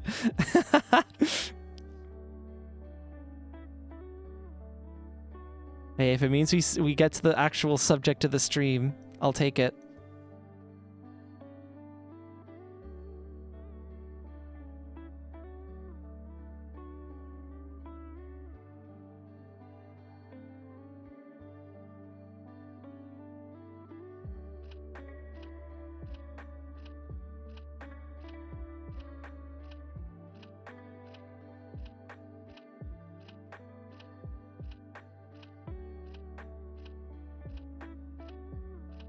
Trying to figure out like what kind of size I want this to be. We're very much like digging up whatever remnants of like art style that I've got and figuring it out from there. So apologies if I end up like doing a whole bunch of stuff, going back on it over and over again. It's going to happen a lot today.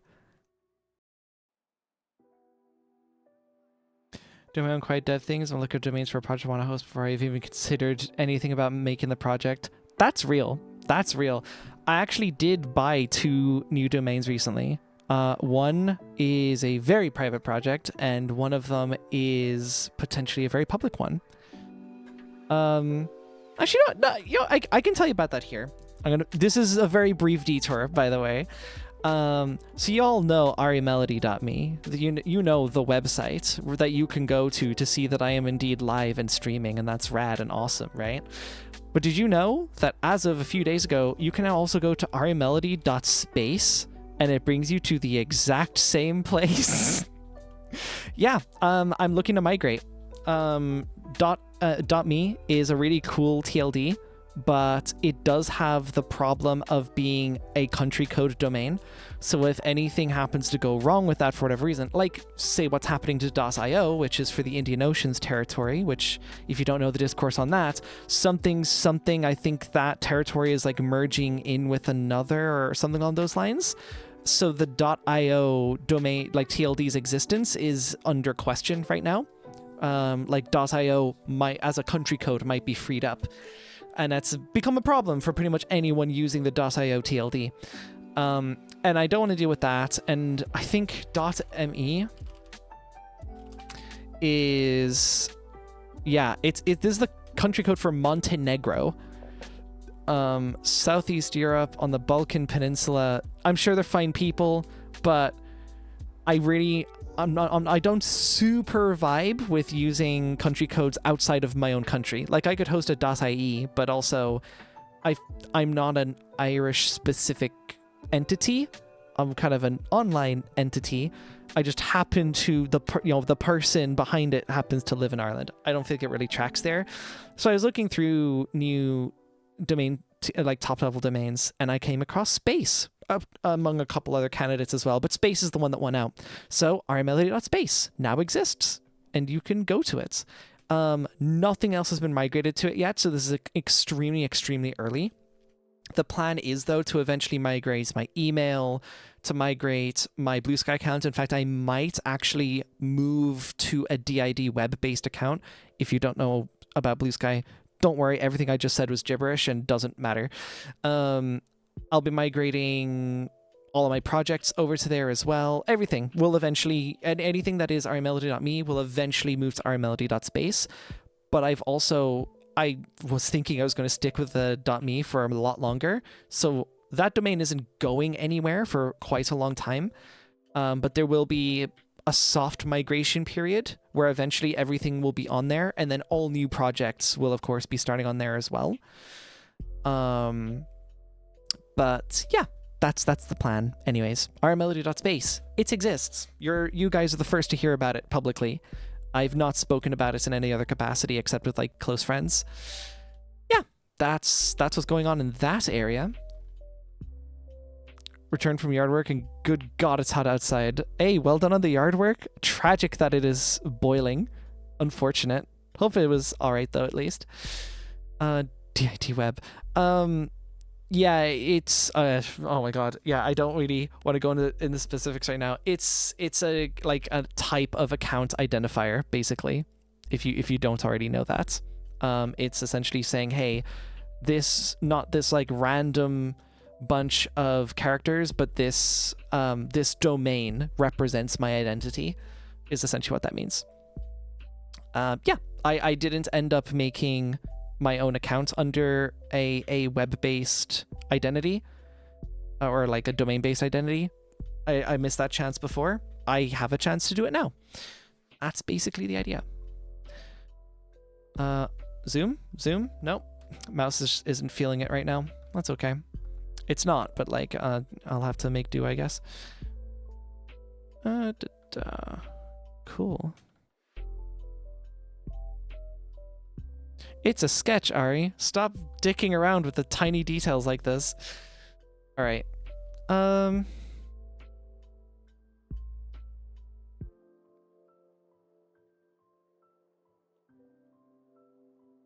That's cool. I like that. I've got like a vibe for hair shape. It's quite similar to what ariDoodle's got. It might just be like a bit fuller, I guess. Actually, oh yeah. So I've changed my IRL hairstyle in the past whiles. So I actually do want to adapt it to the emotes if I can.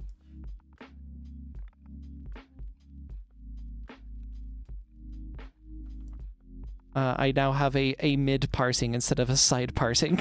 that's the big difference. I make very radical changes to myself cosmetically, as we know.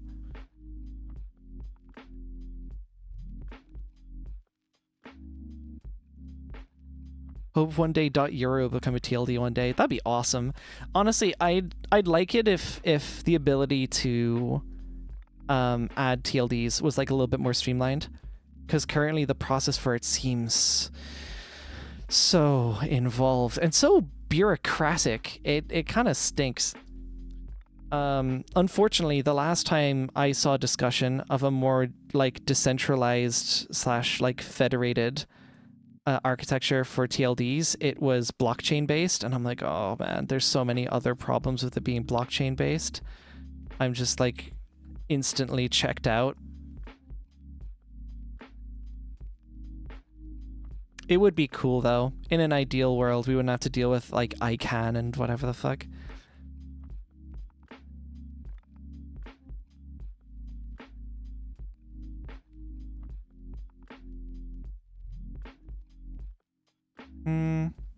What's my eraser button again? Okay, it's... Oh, wait, that enables it, but I can't toggle it back off? Uh-oh. Oh, this button can toggle it, though. Okay, very well. Thank you, Grat. I've had a knack for drawing really sweet faces in the past. I'm gonna give her little mitts.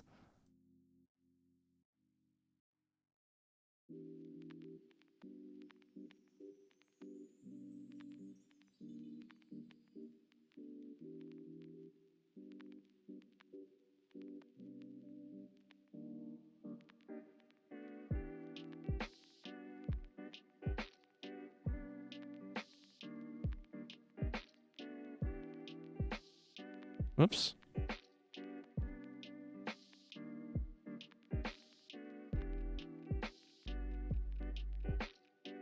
Okay, actually, I think this waiting is a bit too much. I need to dial it back.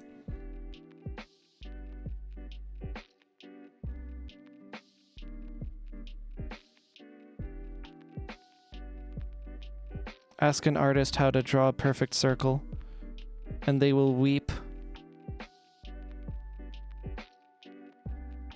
You can go like too fast, too slow, it don't matter. It'll be a busted ass circle. Okay, yeah. Also, this pressure thing is fucking me up. I need to like hard clamp this.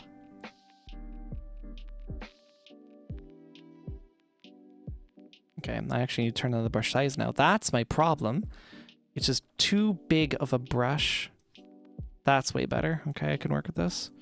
So then if I just press hard at maximum, it'll be the size that I want.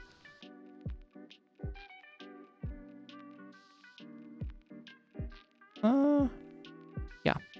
That's good enough for now. I am going to touch up this hand though.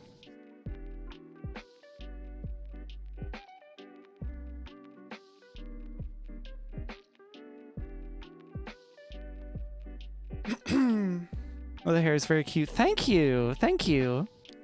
It's like not exactly what I have in mind for like my redesign, but it's up there. It's certainly up there. Oh my god, what is... I don't think there's anything on this tablet board for like a redo button, and I accidentally slapped redo, so of course, you know, I got to deal with that now.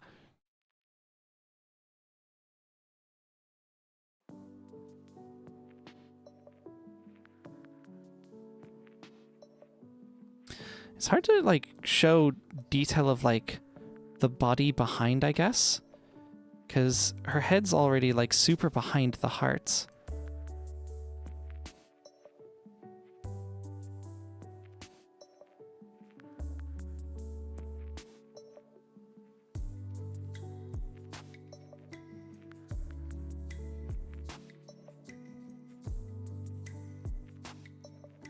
I think that might do.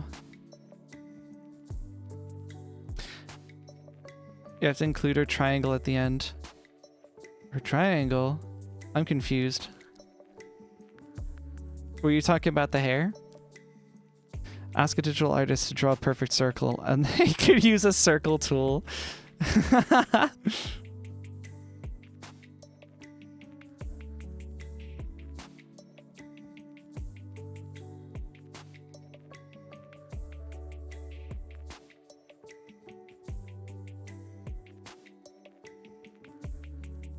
I'm fretting this much over the sketch layer. Imagine how long it's going to take me to actually like finish the emote, like full render.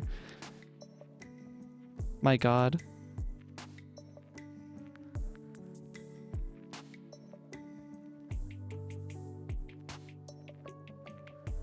Okay, I'm going to redo a couple of these.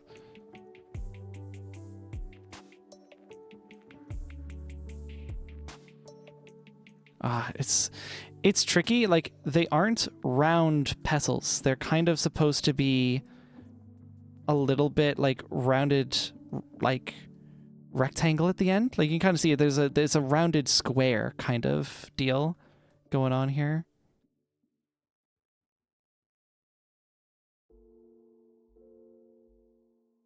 But getting that exact shape defined, it can be really tricky.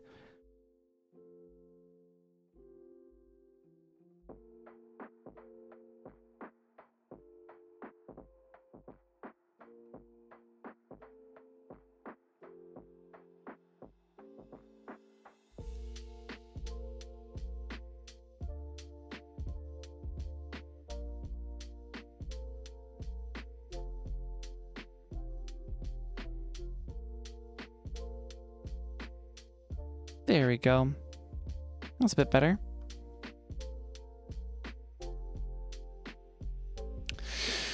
Three-hour fishing emote stream. Hell yeah. I think it's the idea trying to make it look good even as a sketch. It's good training dust of your drawing skills. Yeah, that's the thing. Like, I think this should be a regular enough thing. I think I was pondering over the dev stream, and I think those are going to be a lot harder to make a long-term thing. Because it's not super visually interesting. It's great for yapping, but it's not super visually interesting. And the thing is, a lot of my development time involves research, which isn't as engaging, I feel. So I'm mixed on it. I think it's cool trying to like bring it to the stream with like, hey, we're going to work on stuff for the stream. But I don't know. It also feels like a slight cop-out saying like, oh, we're going to do stream stuff in the stream. I feel like with an art stream, I get away with it a lot more. Because like, hey, you know, inputs on stream emotes that you guys can use is like pretty rad as well. But I don't know. That's kind of my thought on it. I'm going to scale this down. Yeah. I think this... For a sketch does work. But yeah, I think drawing streams though in general, I need to practice that so much more.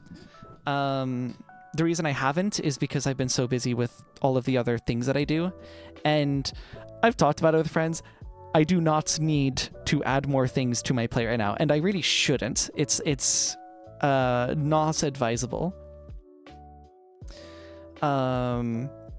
But it would be really great if I could polish up my drawing skills more because, oh, there's so much cool shit that I could do if I drew more.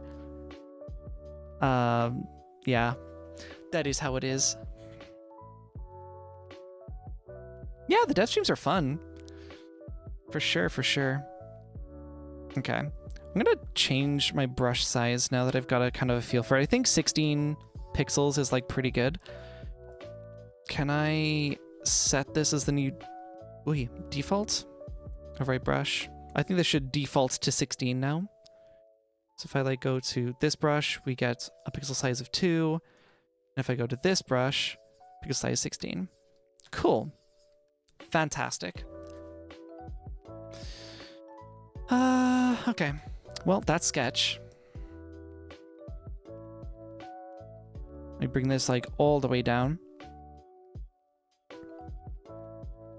Let's see how much refinements I can do here. I think at this point, I do want to bring the weight of my brush up a bit more. Okay. I'm going to try and go kind of light on it.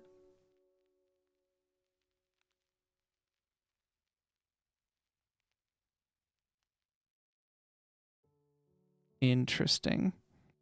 I'm like getting a feel for how this this smoothing interacts with the brush as I'm using it. It is interesting.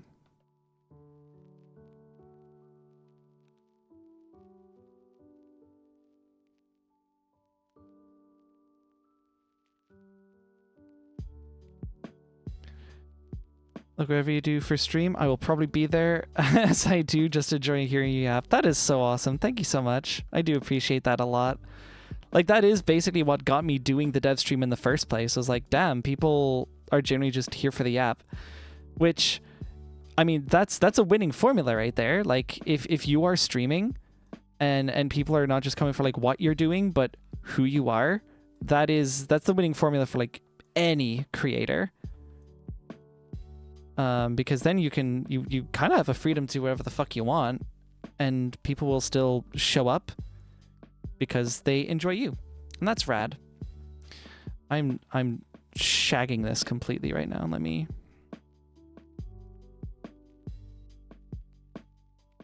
Don't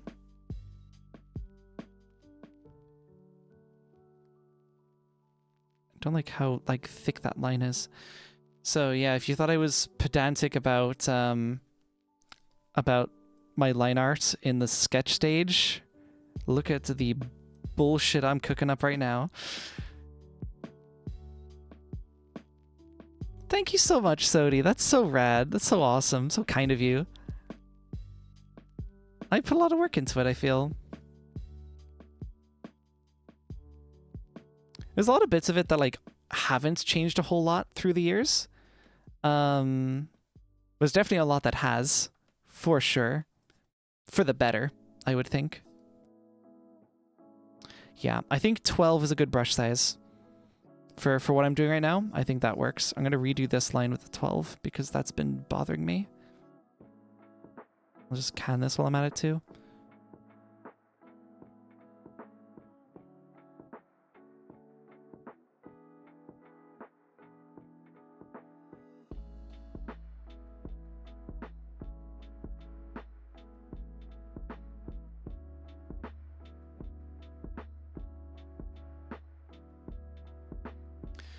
And this requires like laser focus compared to other stuff that I'm used to streaming.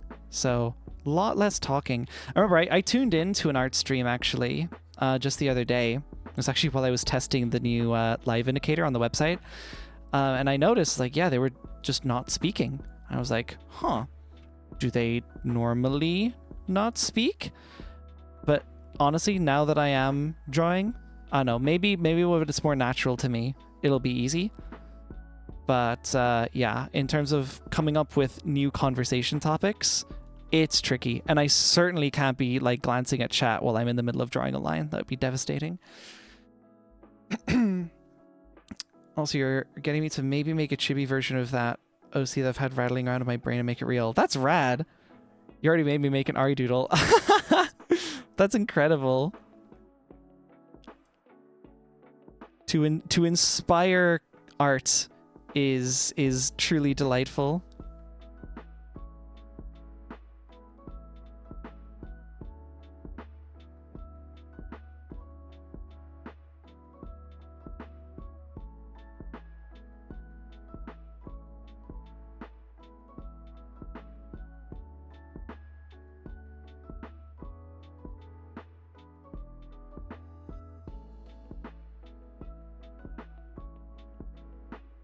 I like the app hearing Frenzy app is something I like. That's rad. That's real as fuck. Lord knows I am a yapper. I got plenty of yap to go around. I have a message. How important? Oh, interesting.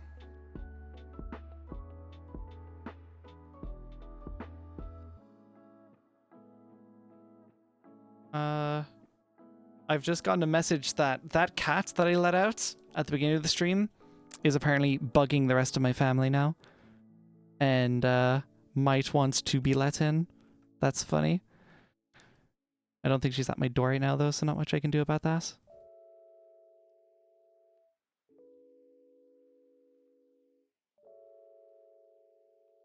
Oh.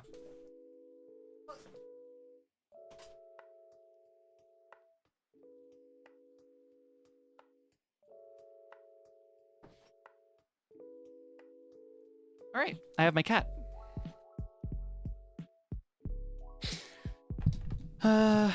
Yeah, she's a rascal. She's a maniacal creature. Out for blood. I like your accent. Thank you.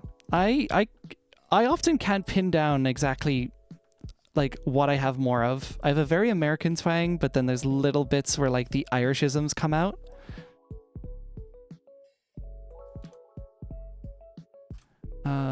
I did actually get asked by an Irish colleague the other day. It's like, are you from here? You don't sound as Irish as most people I see.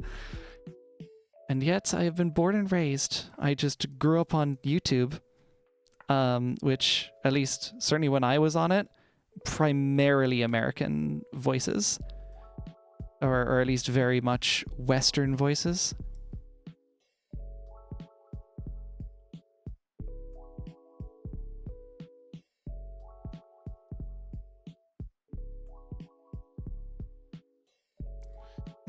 I am so particular. Oh my god. I used to draw a decent bit when I was still in school. It was something to do while being yapped at for half an hour about a subject I most likely did not care for. Yeah, I was pretty much the same. I used to draw a whole bunch way back when. I've been a lot less active with it these days. She needs eyebrows. We'll get her eyebrows in a bit. I'm going to do blush lines. We're going to do that on a color, like a separate layer. I'm not going to do that on line art, I think. So what is it? Hold on. People say I have an accent too, but I legit cannot hear it. I think I like a little bit, but it's not a thick accent. I should have to read it in class. Real. As a non-native speaker, it's very funny because growing up with YouTube means I have little bits of all the accents.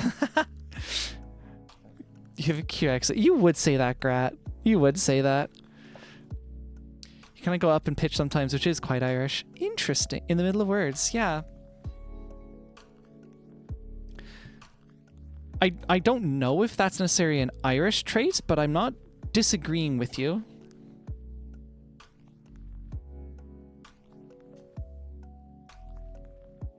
Interesting. I done like, okay, I did like a straight line before, but I noticed in these arts, in these emotes, they're doing like a curved up line. Oh, that's so much better. Oh yeah, I see the vision. I get what they were coming from. That's adorable. That's so good. Okay.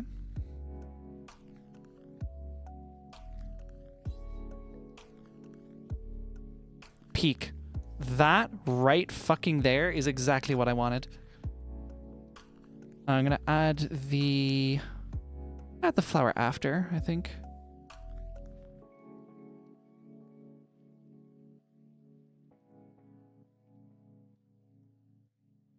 Zoom out a bit, I think.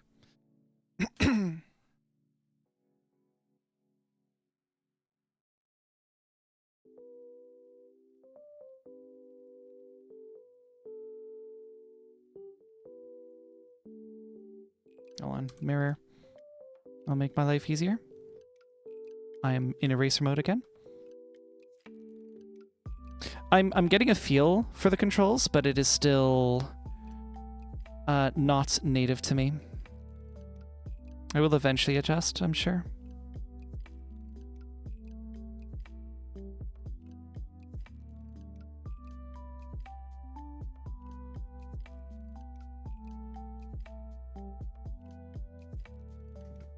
Yeah, that'll do. I'm going to keep that on. Mirror is actually just super helpful in general, because I don't know if you've ever had it where you draw something and then you flip it and the proportions are completely off. Mirroring often does help with that a lot.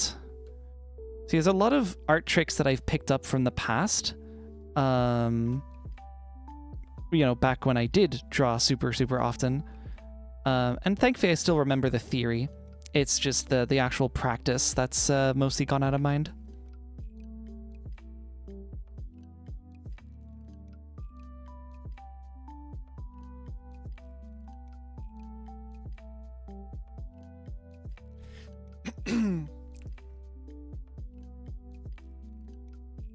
My girlfriend says bagel like bagel. That's awesome.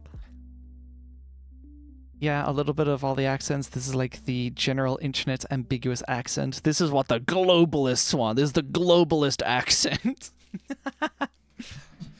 Yeah, I'm not so sure either. My legit only reference is Jacksepticeye.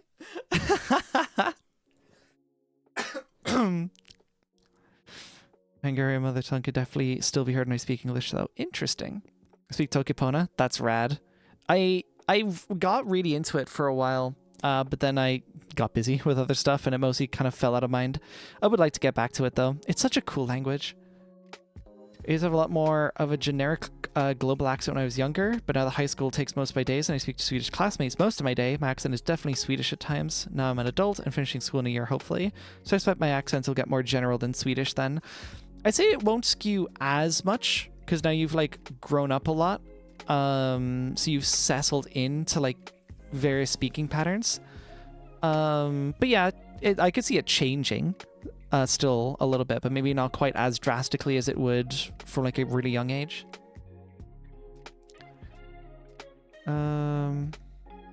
Yeah. I'm in eraser mode again.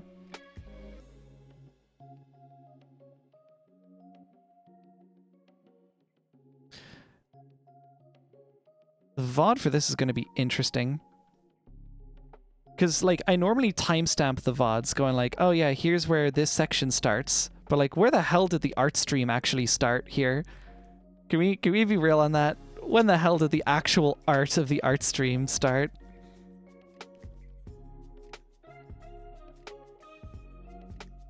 It's mostly technical deep dive, the stream, and then a little bit of art at the end as a treat.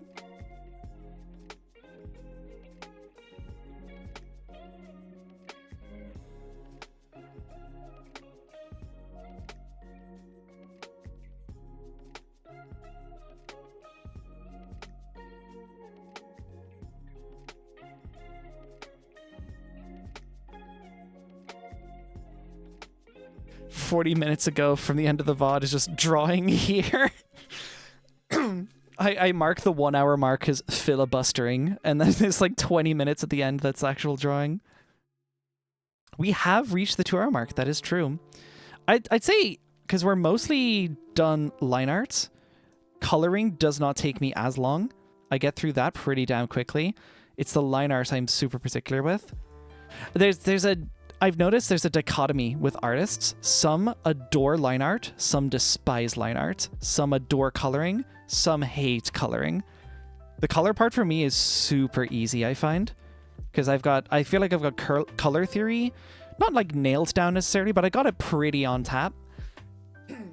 And it's line art. It's not that I don't enjoy line art, it's I don't enjoy how particular I am, and that's not something I think I can help. I just am.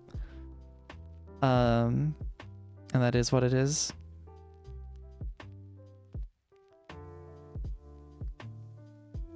Oh my god, zoom, please. I beg you. Why is this just not a button that works? There we go.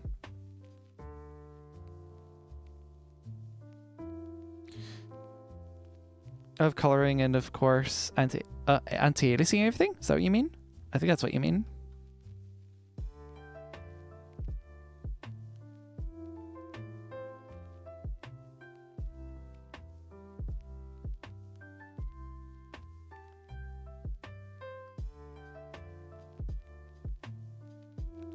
Can I rotate this? No. It would be really handy if I could rotate the page right now. I could rotate my drawing tablet, but I don't think that would track as well.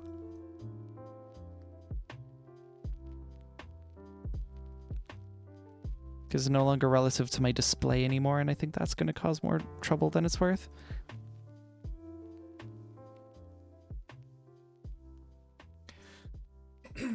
Actually making me want to get into art again. I get that urge every couple of months and I do very little about it. Same! If I can get you back into that, then that is super rad. It's like, it's not necessarily the aim with the stuff that I do when it comes to art. Like, I do art because I find it fun and I want to show off what I can make to people.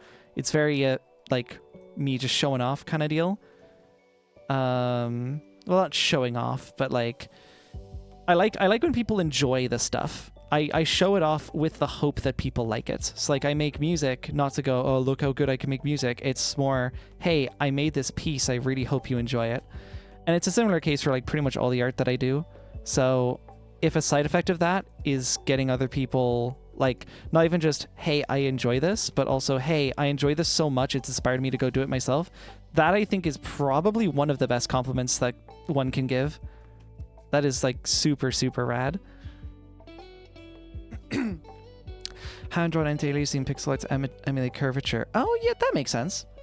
You can fit a lot more detail into artwork with anti-aliasing since you can make your brain think there's more than there actually is. Yeah, that makes sense. So do not remember where those zoom binds are. I've hit undo on something and I don't know what. There it is. Okay. The zoom buttons are here. And brush size is there. The eraser toggle is here. And whatever this other button is, I don't know what that is. Above the eraser is undo. This is save. I'm gonna actually want, speaking of, I should save this particular one. We're gonna make, tell you what, I'm actually just gonna save this in like a base folder right now. I've got more stuff in here, but basically I run Nextcloud on Linux. There's no concept of like virtual files, as in stuff that's on the cloud but not on your system. So you have to save, you have two choices. You either A, have all your virtual files appear as this stupid .nextcloud file extension, which is so annoying to work with, because like none of your applications will recognize it. You have to open the file with Nextcloud to then download the original thing, and it's miserable. I do that, or I just don't synchronize the directories that I don't want to use. So I've got a whole bunch of things that are like listed by year, and I don't want to create a 2025 directory in case it replaces my existing one. So I'm going to call this ariLove. In fact, hold on. What I can do, stream emotes. Or not. Stream emotes. In fact, I'll go like Ari emotes. Yeah. Call this one ariLove. Cool.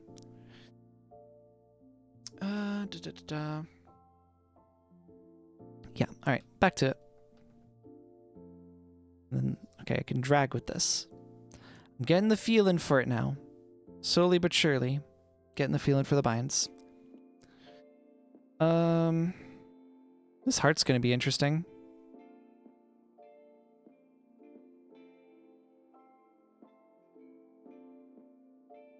Ooh, nailed it? Question mark? Oh, fucking... Yeah, we're back. I undid the line and I was like, oh, Jesus. I don't think there's a bind for redo on here. Actually, wait, hold on. Well, that button isn't it? Okay. Yeah, I don't think there's a button on this tablet for undo. For redo, sorry. So I kind of have to reach over to my keyboard to hit that instead. Very annoying.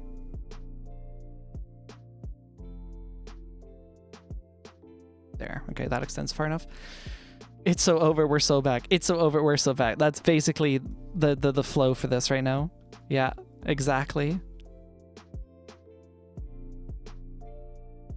Oh, golden. That curvature. It's stupendous.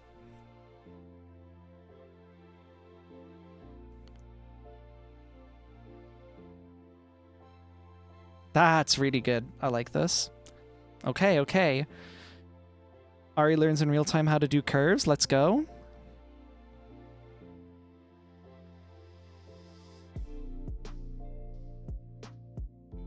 Scratch this all out. I'm gonna have to do like that outer layer, like that thicker outline stroke as well, but I don't think that's gonna be a huge problem.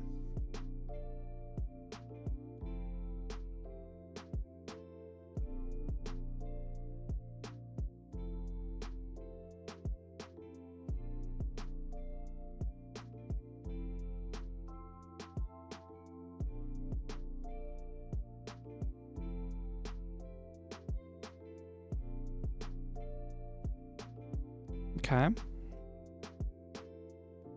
I think I might want to adjust this actually. This little bit of hair.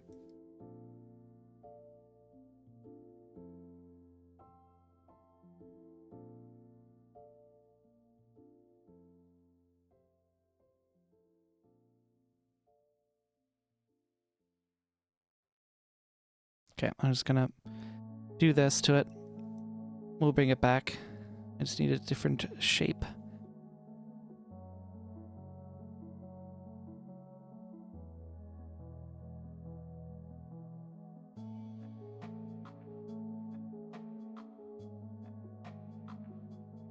And then, yeah, body's kind of like here.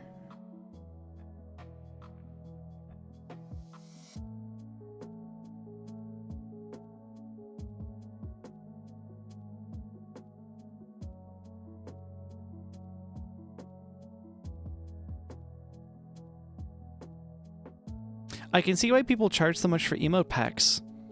Honestly, they're real as fuck for that. Charge your high prices. Get your fucking money's worth. You fucking absolutely earned it. Because if this is the amount of effort I'm putting into my own shit, can you imagine what happens if you're getting like paid to do this?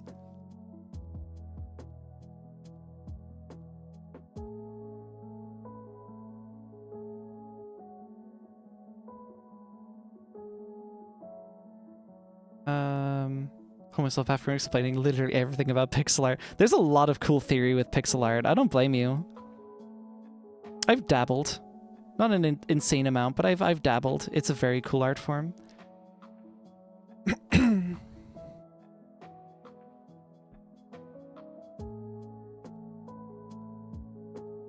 God, losing track of my buttons again.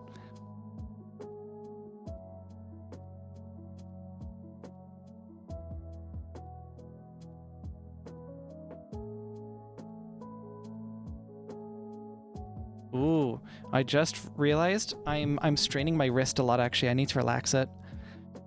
Otherwise I'm gonna get fucking RSI through this stream. Ooh, good circle, good circle. Very nice.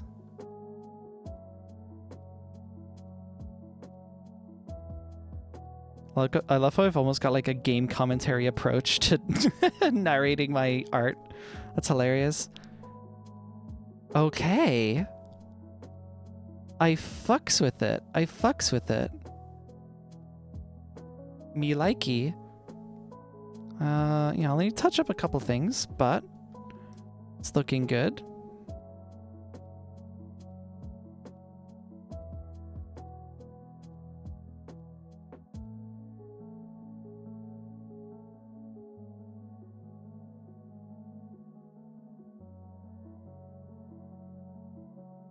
Circle needs to be a little bit softer around here, I think. I kind of chisel that out a bit. Something else I've been considering doing is not like physically painting, but like digital painting. I know you can get some like pretty cool watercolor brush stuff and other things of that sort. And I think that could be super cool because pretty much every artwork I've done has for the most part been this like hard line art and then color in the lines kind of deal. I think it'd be very interesting to like push myself to do something that's very much not that.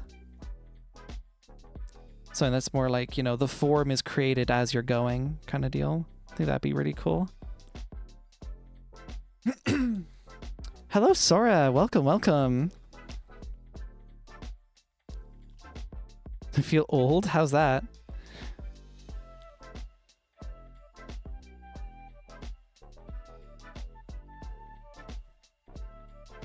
Do I trim this off? I think I do. I think I do trim that off. Oh. Nope. Bring that back, please. There we go. Still not used to these binds yet. That's going to take me some time. I'll be fluent eventually. If I could wrangle DaVinci Resolve, I can wrangle this. Philip has been following since 2018. What? That's crazy. Okay, I clearly have not seen you in a while. Holy. Welcome back, I guess. A lot must have changed since you followed in 2018.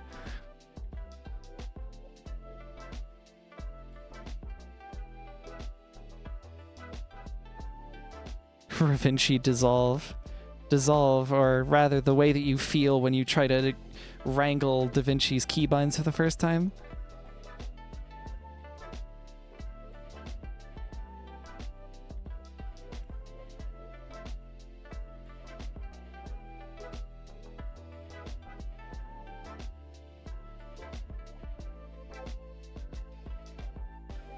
DaVinci Resolve. Can't believe you.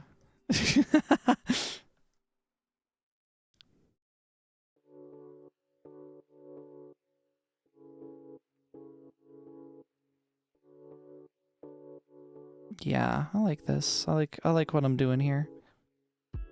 I like trimming it towards the ends. Feels a lot more natural. Okay. I'll do a little bit more touch up on this arm here. Something don't feel right.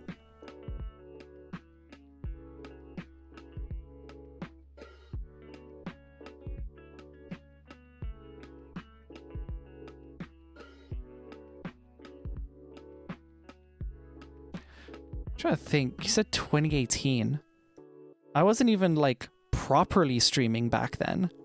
I like dicked around on Twitch. It was in no way professional. I wasn't aiming for affiliates or anything.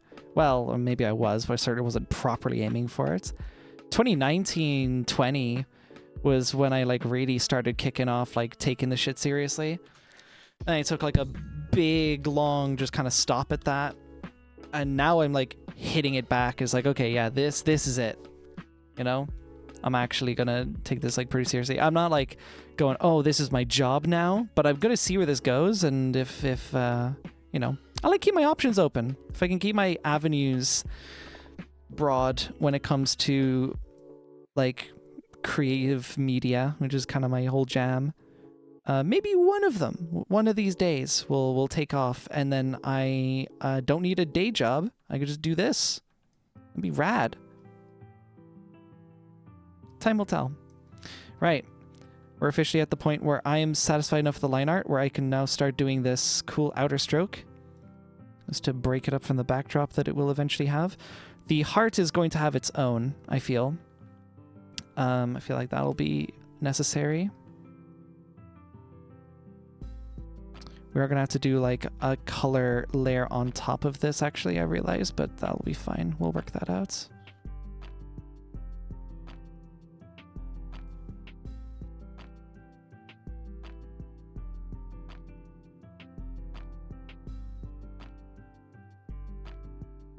Gaming too. If you're referring to like 2018 streams, I still game now. I gamed last stream.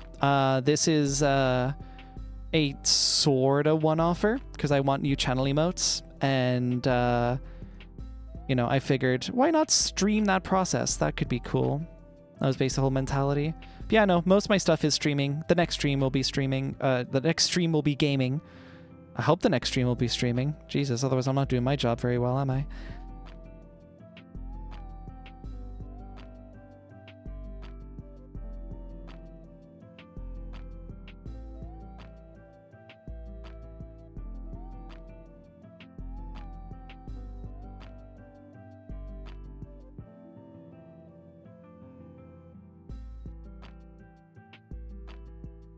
I swear that melody from that song was like Old MacDonald Had a Farm or something. It must have been.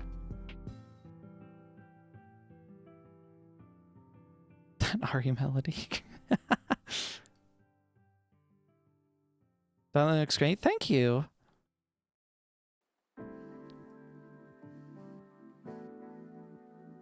Yeah, it's been a while, and I'm picky. I'm really particular, so it took us a really long time to get here.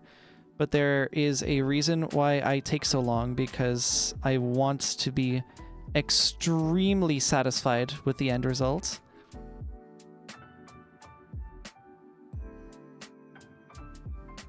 Basically, I want the quality I would expect if I was, like, paying someone. Like, if I'm going to commission you, I basically expect this. And probably a little bit better, because one would think if you're doing commissions, then you've also been actively, you know, honing your craft for a while.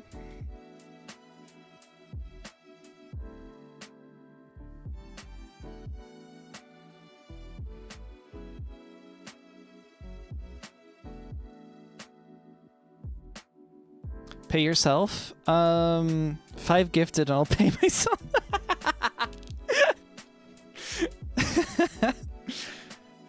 I guess in a sense that I do. In fact, a fun fact, all of the proceeds from free-to-play are, like, held at the moment by me, not like by some other party.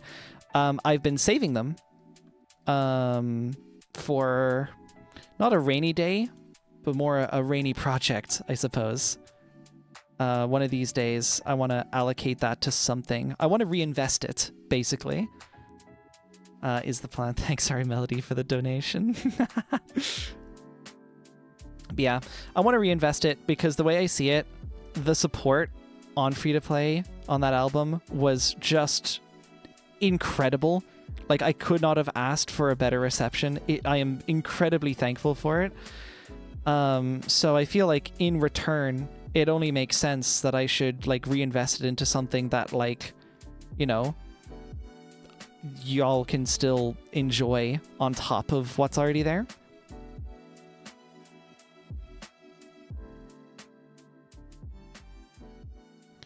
And also, like, I don't know, I'm kind of weird when it comes to money anyways. I'm usually quite cheap, and then when I do spend, I spend a lot, and it's usually because it's like some big upgrade or some big investment into something. Sometimes it is just like a cool tech nerd thing that I want. Like, I got a new TV recently, but that was out of my, like, regular work money. Free-to-play money would not go towards a TV. Free-to-play money would go towards, say, you know, commissioning emotes like the shit I'm drawing right now. Or, yeah, I've got ideas for, like, you know, artwork for future albums, but, I mean, you see how long I spend on an emote? I would be spending upwards of weeks working on an artwork for a future album. Because the artwork for free-to-play was like, you know, it's aridoodles. It's very simplistic art style, and I do adore it. I do adore the aridoodle style, but I would want to give more for a future album. So that's a thing. I have a very big set of ideas. They've not, like, quite congealed into one yet, but do know that that second album is likely going to have a whole lot of love poured into it, and the artwork, I hope, will convey that too. So yeah, there will likely be commissions involved with something like that, and possibly other projects in the future. You never know. Because one thing, I am not an animator. I have animated, sort of. As I say it, I realize that this is kind of a rough definition. I've done an animatic before in full. Everything else has been like a test project or whatever. I've never, like, you know, I haven't animated a walk cycle. I've not done, like, the ball bouncing. I'm incredibly inexperienced in that area. So that is something where I would probably commission an animator if I needed a project done within the next fucking few years, probably. Just again, because my experience, it's not enough for what I feel is necessary for the things that I've got in mind. I know my limits, basically. There's a lot of things I'm really good at because I've spent a really long time honing my craft. And there's a lot of things where, like, yeah, I know for a fact there are people way more experienced than me, and it is kind of the experience. I don't really say talented very often. I feel like every skill can be learned. You just have to put a lot of time into it. Maybe it comes more naturally to you, and I feel like that's what a lot of people usually mean when it comes to talent. I feel one of the problems is, though, a lot of people just say talented without stopping to consider what that artist's journey might have been, or what that any skill group's person, blah, whatever that like professional journey was. Like in my case, pretty much everything that I've done has just been a long series of, fucking around and finding out, basically. How do you write software? How do you, do 3D modeling? How do you do video editing? Like, these are all things that I used to be absolutely terrible at. I'll keep it a buck fitty with you. I can look back at old edits I used to do, and they were not of the quality that I would have nowadays. But part of that journey has also been figuring out, like, what is that quality to me? Nowadays, and this is something I've actually had to think about, because currently I'm editing everything that goes onto my channel myself. Most streamers don't do this, certainly not if they want to crank out stuff frequently. And I'm limiting myself as well, because I don't want to like completely overwork myself. But hiring an editor is something that I've thought about, and part of that thought for me has been like, okay, well, like, I'm very particular because I have learned to edit my stuff in my own way, and that has come through years of my own experience doing exactly that. So what does that mean? What does that look like? And I've been trying to answer that question. Like, what is the ariMelody video style? What does that mean? And I think I'm like dissecting those little elements bit by bit, slowly but surely. Certainly one of those big things is comedic timing is a big one. Like, not all of my videos necessarily have to have humor, but the ones that do, I try at least to be very, very careful with that humor. I like to hope that shows. I am rusty as well, so maybe like my current stuff I don't think really nails the mark. But eventually, especially just my streams haven't lent into humor as much anyways. It's difficult to convey, but it is something I value a lot. The importance of comedic timing. A lot of people maybe, they might not scratch the itch for me. Maybe someone else finds it fucking hilarious, but for me, I've got a very particular itch for it, and I feel like I understand it quite intuitively, but that's not something that's super portable. So I want to ideally try and find someone who has the same sense of comedic timing. I guess, the same kind of values for like what should and shouldn't be showcased, say in a highlights reel or something. Because if all you're doing is just like editing VODs and you just want to get the parts where I'm speaking, I don't know, maybe that's fine. But for a highlights video, exactly what is highlight worthy is a very personal subject when it comes to like your own streams and whatever. So yeah, all that yapping basically to say like, yeah, I want an editor, but it's going to take a while, and also I have to pay them.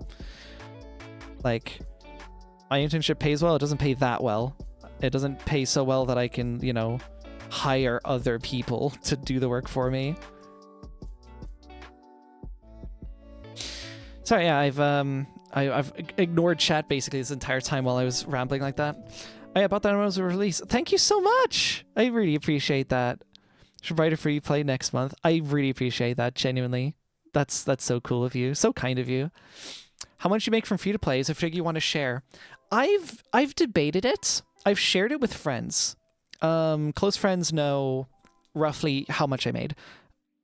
It's a decent number.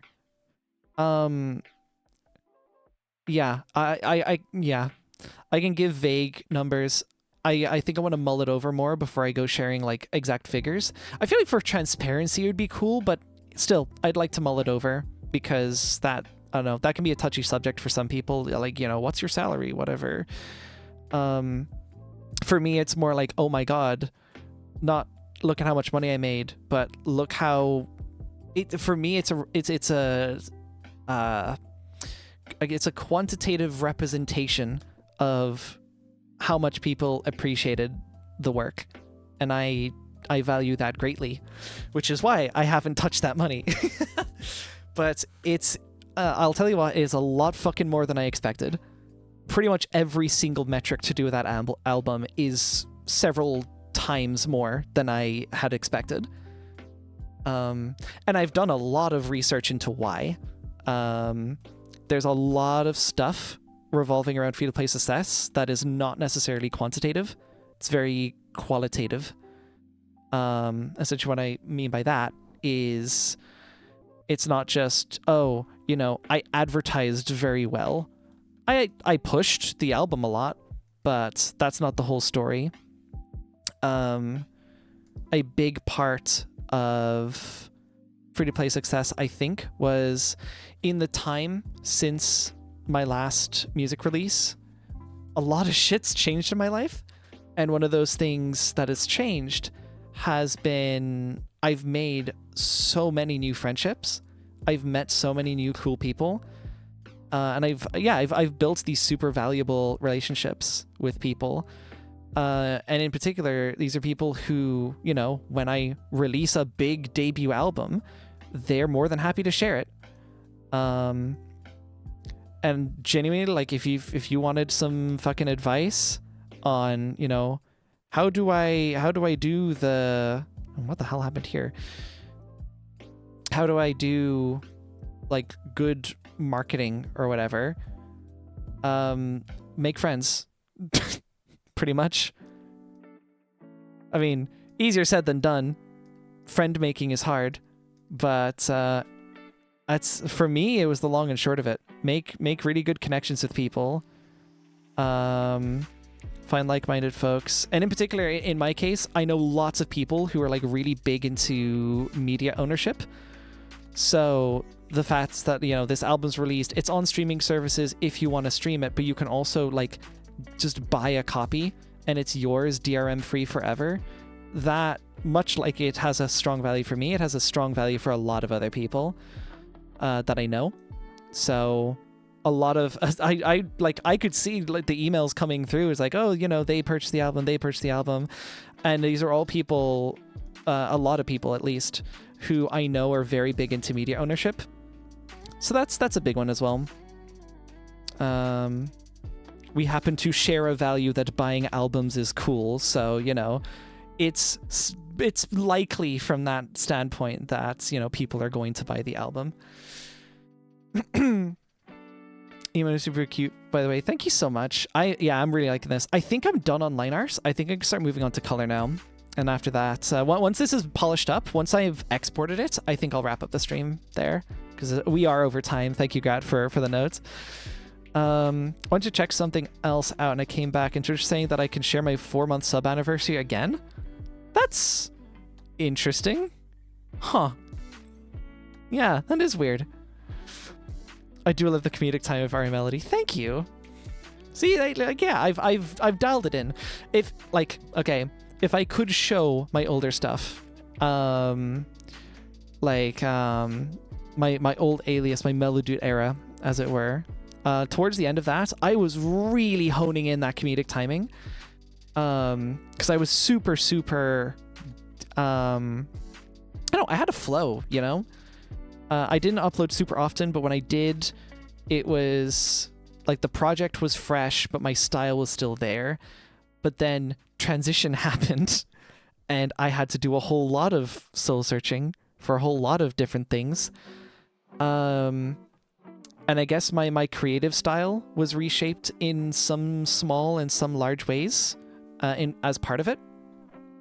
So I feel like it's changed, but there's still a lot of remnants of what was, if that makes sense. How does it compare to the sketch? I'm curious. Oh yeah. It's polished. It's more polished. 100%. Your creativity got transed. Real. Overtime is supposed to be a time limit. Yeah, 2 hours. Yeah, it's kind of a burnout thing. It's also because my, usually dinner around this time, or usually earlier, actually. It's usually like halfway through the stream, dinner has been made. But unfortunately, this is the best, most convenient time for me to stream, aside from that fact. So I kind of just have to live with it. Tonight, I'm like doing my own pizza though, so we're vibing. There's no issue on that front. A lot of it is to do with, I don't want to burn myself out. Once my internship's over, which isn't too far from now, I'll sleep on it for a bit longer, but I am considering adding a third stream to the weekly roster and potentially extending what already exists. 3-hour streams 3 days a week would be a very interesting proposition, which actually wouldn't be that much of a change because we're getting close to 3 hours right now anyways. But I feel like adding on an extra day would be easier though, because 2 hours is quite digestible. It's kind of easy to work with for a number of reasons. So I might stick with that and just add on the extra day. But I think that'd be cool. It keeps you on a schedule too, which is something I've lacked in the past, like when it's summer and I don't have like a job to do and shit. So yeah, it's a thought, it's a consideration. Curious what you think. I don't know what day of the week that would be. I might bring back Monday from like the old schedule. It was like Mondays and Thursdays for the first 2 streams. I might do Monday, Wednesday, Saturday. And because it's summer, it might be easier for some people to attend. We'll see. What's special about 2 hours? I guess just like my energy. I can stretch for 2 hours pretty well. 3 hours, like I can feel my voice kind of giving in. In fact, actually, I haven't had water in a while. Hold on. Yeah, water. So good. But yeah, bursts of like 2 hours. That works really well for me.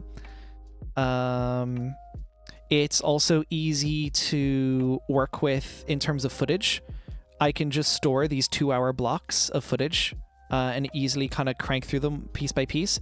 Because what I'm doing also, actually, yeah, I'm very nearly completely caught up to my stream backlog, which is great. Stream backlog as in stuff I'm uploading to the VODs channel. By the way, if you haven't followed the VODs channel, that's youtube.com/ariMelodyLive. You can go there and catch up on streams you might have missed. Yeah, that VOD channel has quite a bit of backlog. Had quite a bit of backlog. I'm mostly through it now. We're almost caught up to current streams, but the idea is that I should be able to within the following day upload a VOD trimmed, lightly edited onto the VOD channel, and then y'all can watch it and that'll be based. Yeah, that's basically why 2 hours works well. It's convenient for me energy wise, it's convenient for me footage wise. It's just good. It works well. Also, certain, like, I notice game sessions seem to fit really nicely into that time span. Like, Donut County, if you were here for that, pretty much exactly 2 hours. Night in the Woods, 2 days would fit very neatly into 2 hours. Like, yeah, there's a bunch of reasons why it works particularly well. Make that a bit darker, actually. Pinker? Actually, that makes some sense. That's too pink. Oranger. Wow, skin tones are hard. I mean, this is more like a tongue tone, but you get the idea. White girl spotted. 2 hours is a good stream length. It's not short, but it's also not too long. Yeah, it's kind of a Goldilocks, you know? I feel like people can commit to, like, 2 hours pretty easily. 3 hours, you're already sitting there for a while. You might only tune in and out. Anything shorter than 2 hours, I don't know, is it necessarily even a stream worth doing at that stage? I realize I do not have a palette for me. Not currently. Sorry, I do have a palette somewhere, but it's not on this computer anyways. So I'm gonna kind of freeball the colors here and hope for the best. You're gonna head? All right, Gra. It's been lovely having you. Thank you so much for joining in.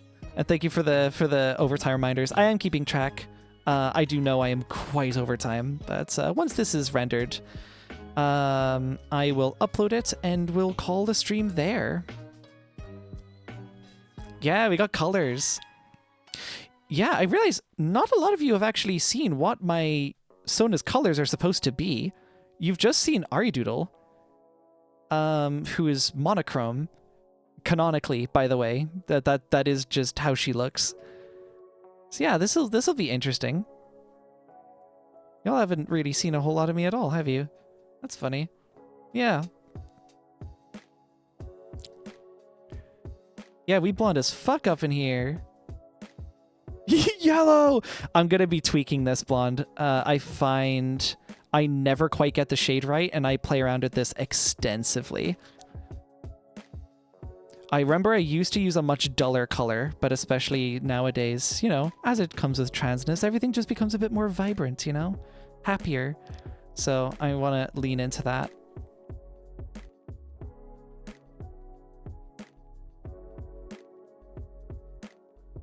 That is so pog. Oh my god! Blonde streamer! Wow!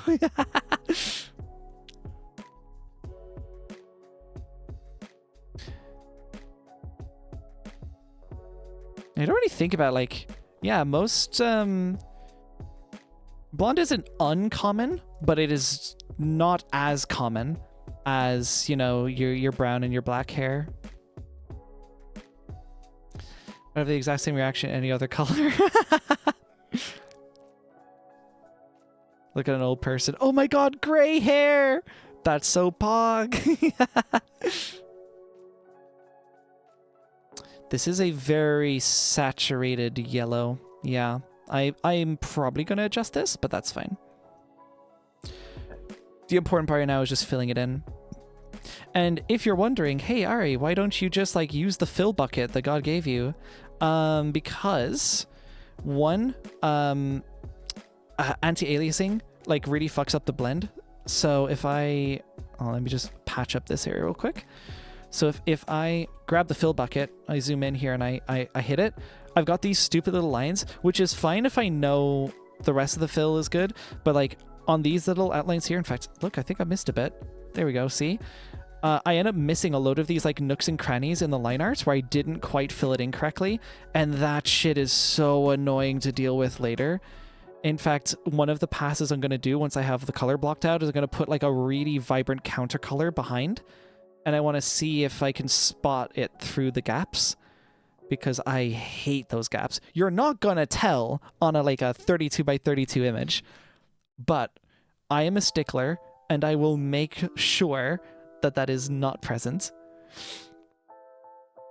Paint on It has a tolerance slider. It does, yes. I have used it before. It is quite good. And it does get close to you know, addressing that problem, I guess. Yeah, I think lighter.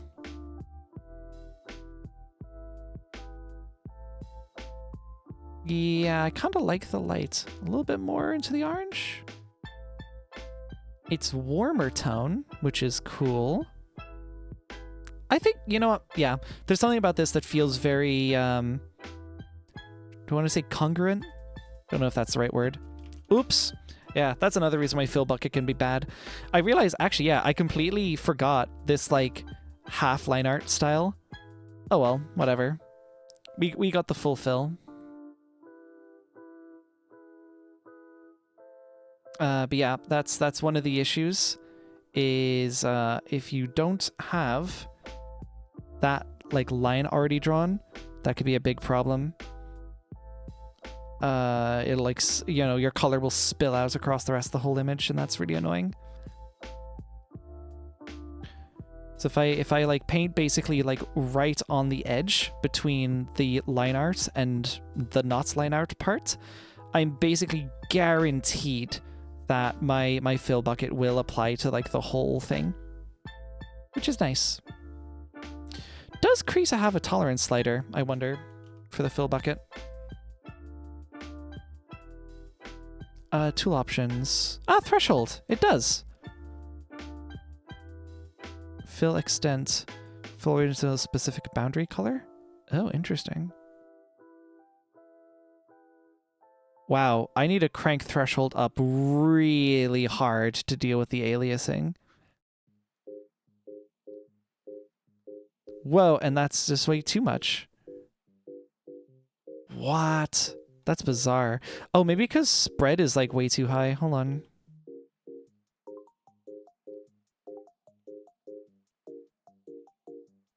Okay, yeah, it's a spread thing. Weird. Okay. That's a vibrant red. Wow. There's a speck in the mouth. My God. Who put this speck in my mouth? What the hell? It's absurd. Yeah, I can see the other issues. So here's where the magic of the background comes in. So let's get a copy of the background here. And let's give it that, not even this red, but like crazy vibrant. Let's do like a bright green. Yeah, see that? That is what we don't want. Oh, wow. This wheel is cool, but it sure as hell doesn't have the stuff I'm looking for. Oh, cool, rotation. That would have been nice to know before.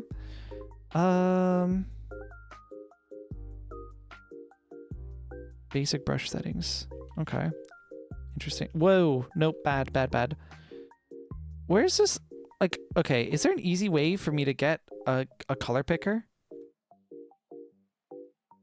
Or do I have to like hit a bind for it every time? Because this doesn't seem super convenient. There has to be a better way to do this. If there are any like Krita veterans here, I would greatly appreciate your input. Very valuable. Oh, see, look at this. I don't know how well this actually comes through on stream, but I've got so many gaps. Yeah. Remember how I said to draw on like the edge? I did not do that, and now I am paying the price for not doing that. See, this is why we don't use fill bucket all the way. We use it at the end. What's the bind for this? P. So I go to P and then B. Sure. I guess I'll just have my hands ready at that location in case I want to like quickly pan around or whatever.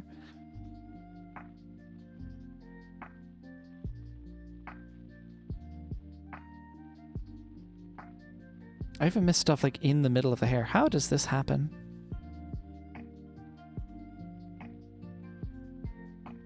I think there's little gaps in the line art too. So I'm going to need to address that, ideally.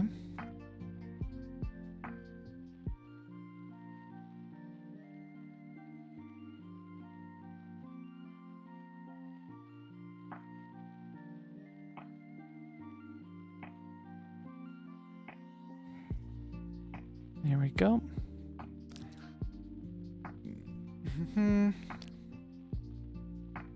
Bind your picker to a button. I mean...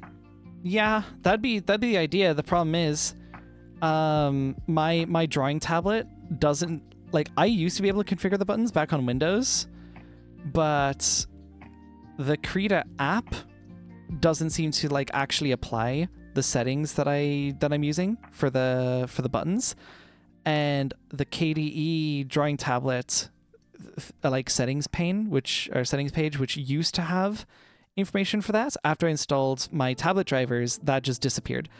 So there's no way in KDE to do it either, which is really annoying. Give me mouse, please. Thank you.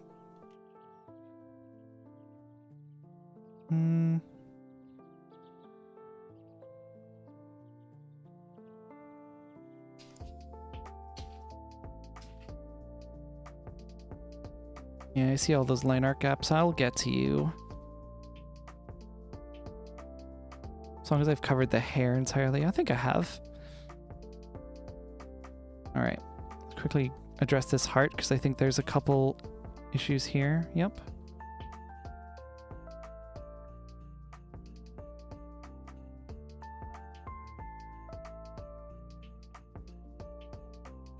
I love how Twitch says you're playing art. I'm pretty sure it says playing just chatting as well. Or maybe they have an exception specifically for just chatting, but they do not have one for art. I do find that funny. That's why on my website, I just made it generically say streaming. Because it's, you know, you kind of figure, it's like, okay, I'm streaming this, here's stream title, we're all good. You know, you get the gist.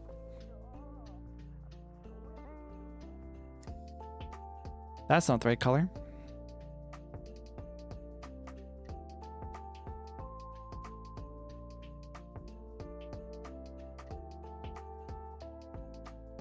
Ah, I'm missing these little areas where the fill bucket didn't get in there. God damn it. Fill bucket, you failed me once again. Next time I'm just using a thicker brush. Fuck fill bucket. All my homies hate fill bucket. It's giving me these stupid ass gaps that I don't like. Fill issue! Oh, that's gold. That's beautiful. Thank you.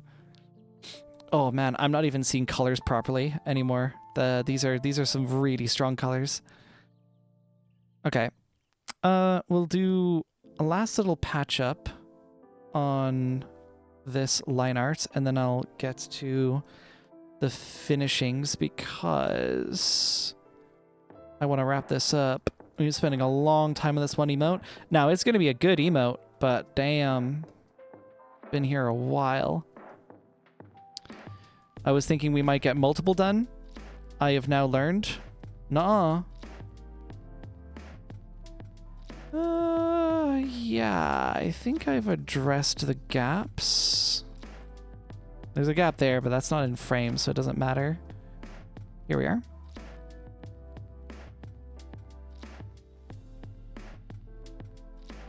And there's one.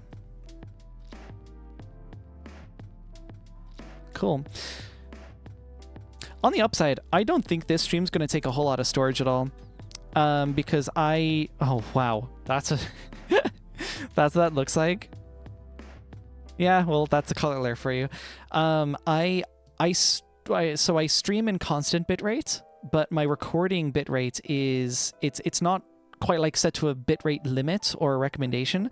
I use this thing called constant rate factor, which is essentially like, hey, you know, we want a consistent quality level, which is some like subjective thing that's been decided by whoever made the codec, right? In this case, it's, I think I record to H.265. Hold on.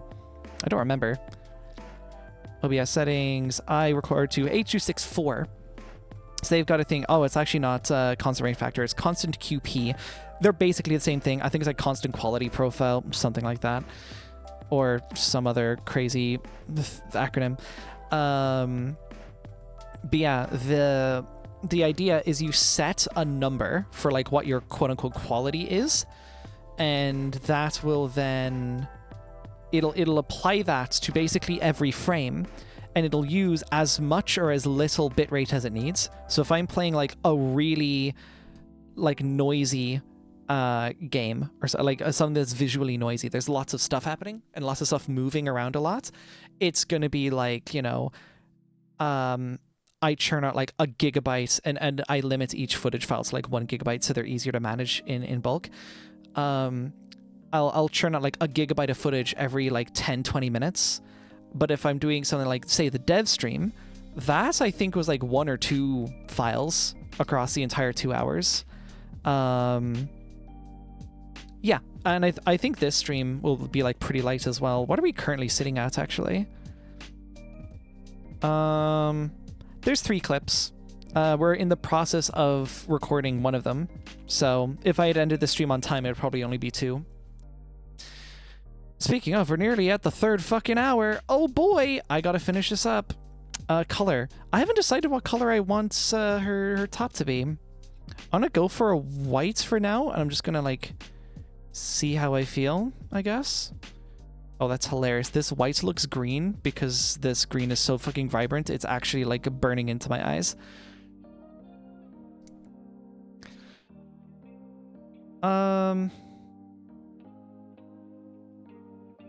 You know, I've got this like cute brown sweater. I'm gonna use that kind of a brown, I think.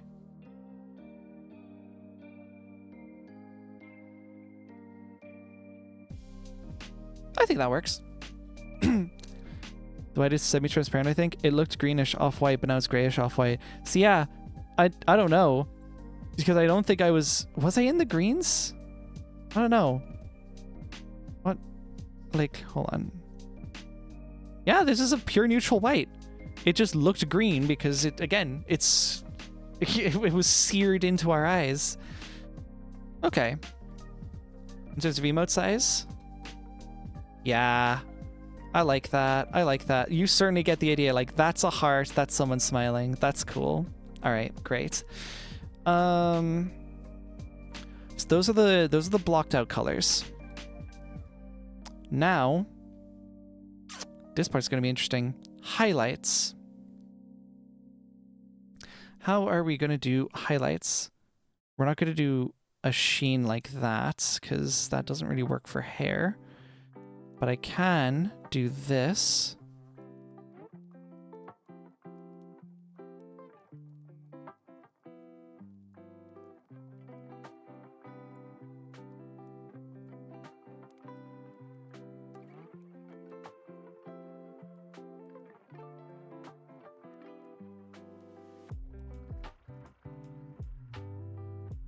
This is basically a shading trick I've been using for actually years. It's just been a while.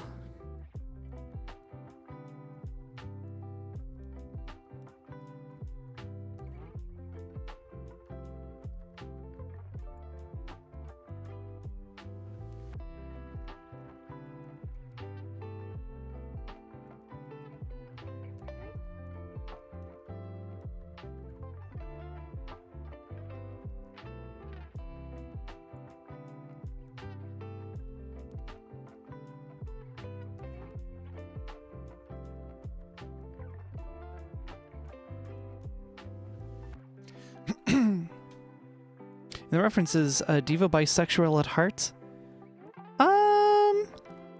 It's a bisexual heart for sure. I don't know if diva is bi though. Maybe she is.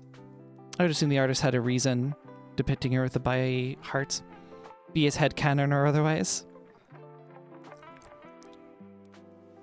She kind of gives bi vibes though. That's something. All right. So this is the part where I play around with blending modes until I find something that kind of feels right. That didn't take too long.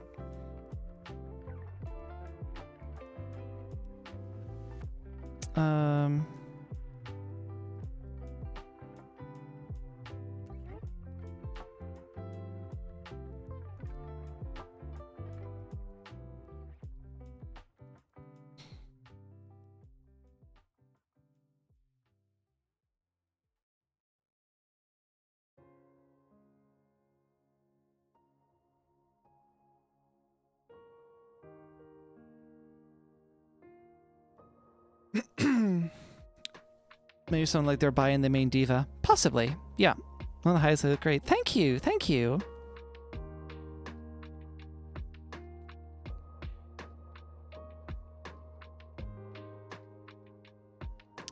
Gonna have a separate highlights layer for the heart. I like what they've done here. This little like blobby bit. Let me turn up my brush size for this.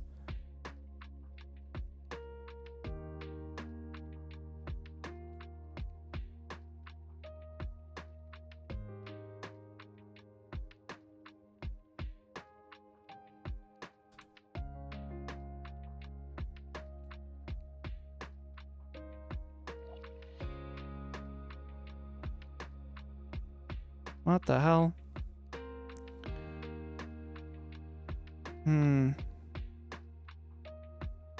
Idea.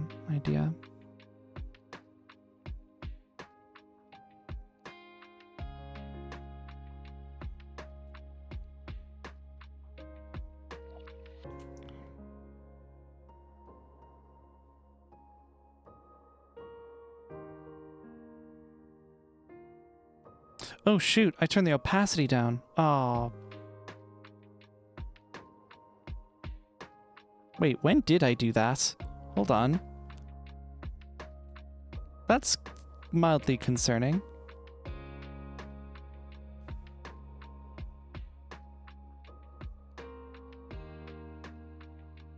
Huh.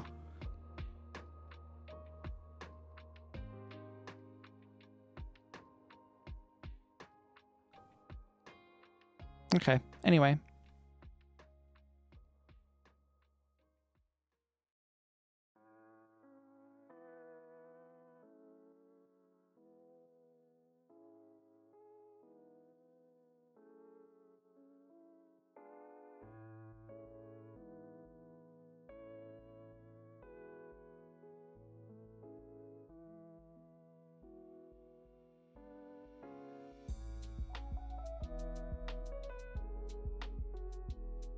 That's cool. I like that. We'll have another little sheen over here.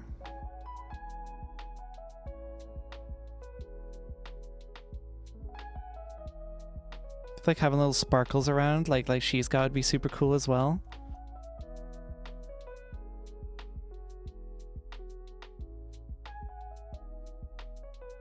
Something about these curves just feel off. I feel like it's the fault of the brush smoothing that I'm using. Like, it's doing something that I don't actually want, and I'm not quite, like, feeling that properly. I don't know.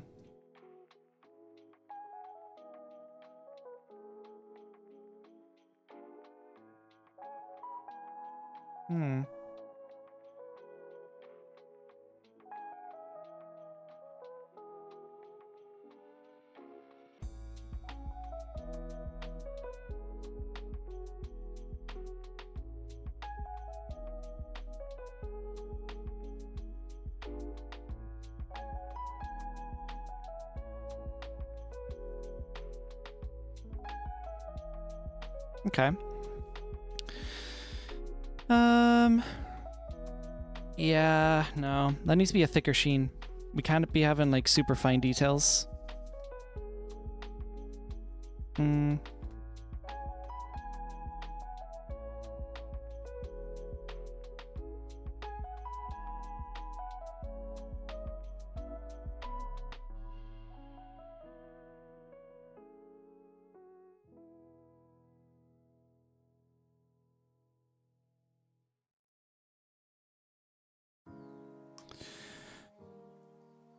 The witch is southeast of Baidiva is holding a candle with non-binary colors.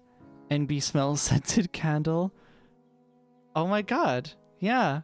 That's so rad. That is Diva as well, actually. Going off the little, the makeup. Witchy Diva. That's such a vibe.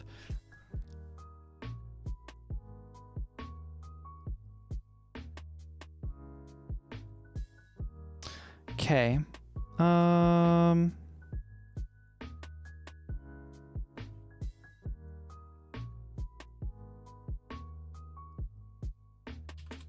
You start naming these. Otherwise, I'm not gonna know what the hell I'm doing. Part highlights. Outline. Outline, but thicker. Probably. I'll keep that under outline, actually. Colors. Don't need the sketch. That background for testing.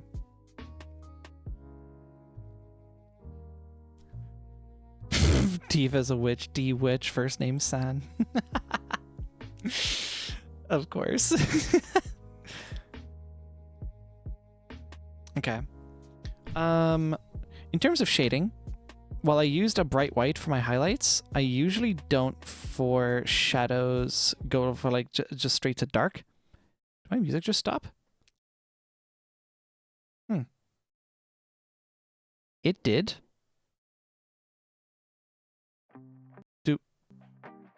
Did that song really just end? What?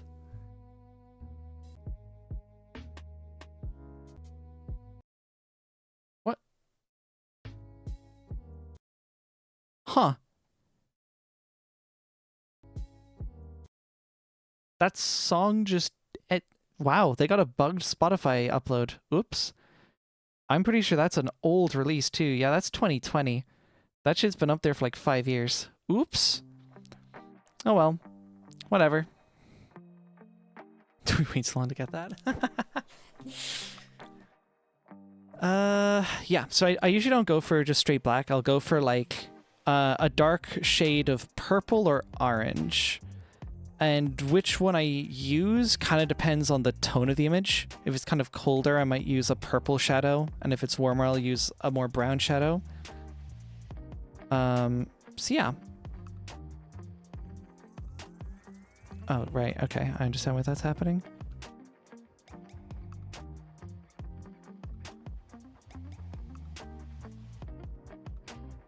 Okay, I'm very quickly realizing, yeah, there is a complete lack of smoothing. And actually, you know what?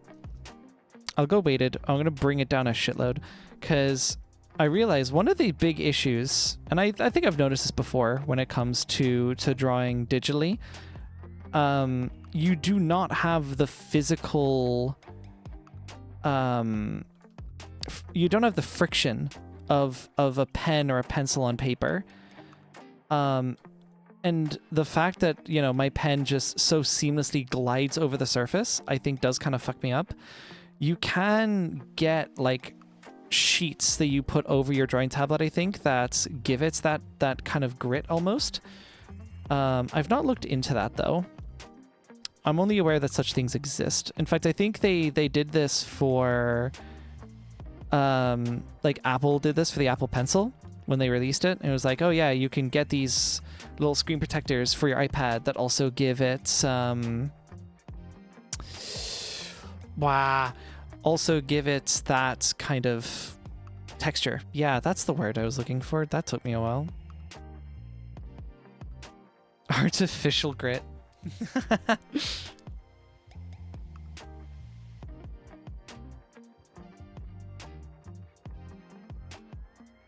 So I say, why isn't that working? I have the eraser on, that's why. Okay, that's not even noticeable there. I'm just gonna ignore that. Okay, if I zoom out, you basically can't tell I put the highlights or the shadows on.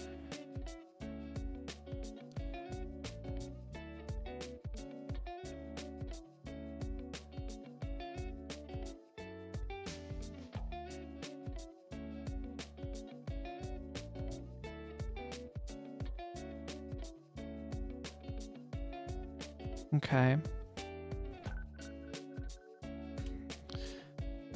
Hard highlight is obvious from zoomed out. Yeah, and the rest kind of isn't. You know why? It's light on dark here, and it's light on light here. My hair is too light to effectively convey shadows without it being awkward. Oh wait, overlay. Yes. This is a mode I used to, like, adore, okay? Still not super noticeable, but you know what? It's there. It works. What I'm probably going to do is I'm going to do a mix of soft and light highlights. I think that's the move. So let's clear this layer. Hello? Do we just not get selection? We do? There we go. Don't know why that took so long. Okay. How are we gonna go about this? I'm gonna say we select the alpha for colors. In fact, no, here's what I'm going to do this. Let's get a softer brush. Softness. No pen. That's fine.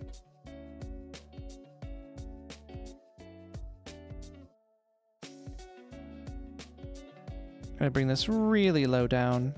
That's still not nearly enough.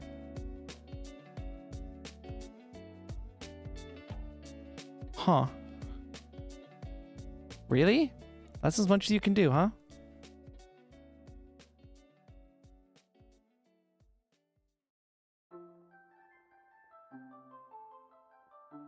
What? don't get that. Oh, wait. Hold on. No. Density? Oh, not even close.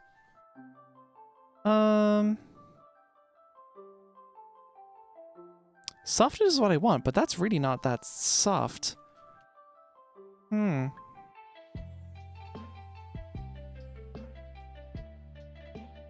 Yeah, no, that's not, like, remotely soft enough. What?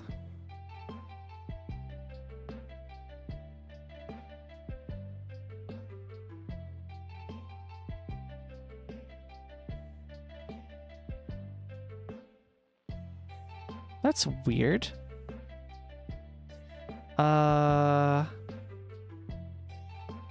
Brush tip, maybe. No. Oh, yeah, I add fade. No. What?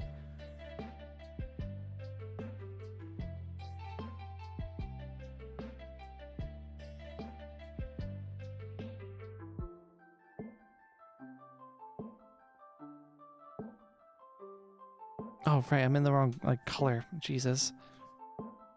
Yeah, no, this is just terrible. Not at all what I'm looking for. What is happening? Mass type saw. Oh my god. Okay, yeah.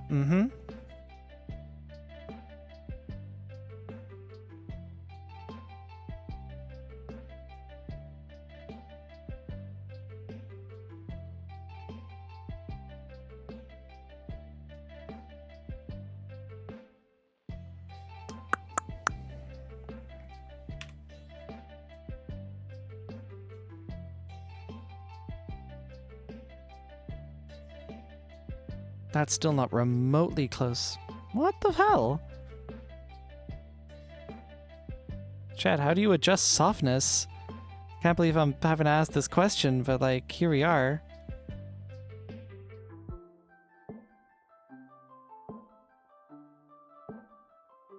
Yeah, like what? I'm just basically just making it thicker or thinner.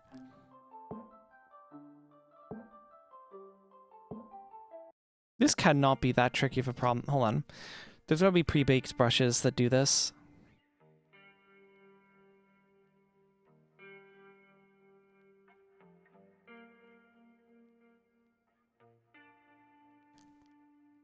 No, you're good. Don't worry. Airbrush, maybe? Hold on. It's closer to what I want. I'll roll with it. Yeah, okay. I can roll with airbrush.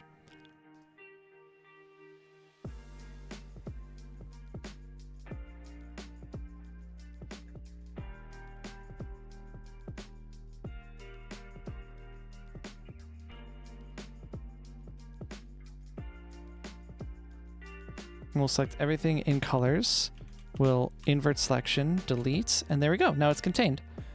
Yeah, so there's a bit more of a vibe that there's stuff happening there. I'll make the soft shadows a bit, or hard shadows lighter, and the soft shadows, yeah. Yeah. I'm feeling it. So you get like a bit of the edge lighting and then a little bit more of the, yeah. Okay. I'm gonna bring in a softer thing for this. Let me select the hair color and come in with my brush, and we're gonna add just a light yeah, this kind of thing along the bottom.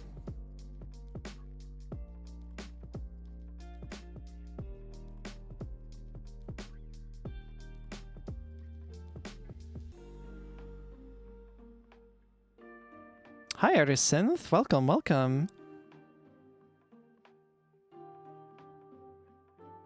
Not feeling this either. Okay. So I think just at the top probably makes the most sense. I still would love like darker colors to break this up, but like, yeah. Okay. Let's hit the. Let's target the heart here. Okay, there is no shortcut for that tool. That's delightful. That's so cool. Let's go here.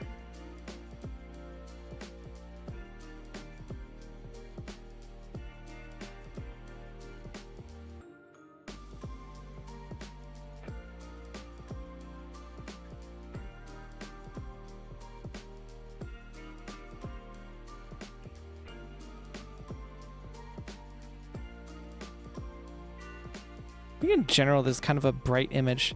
I wonder, can I... It's not about how I use a light color at the moment for hair, but I wonder what if I did go darker? Lean a bit more into that.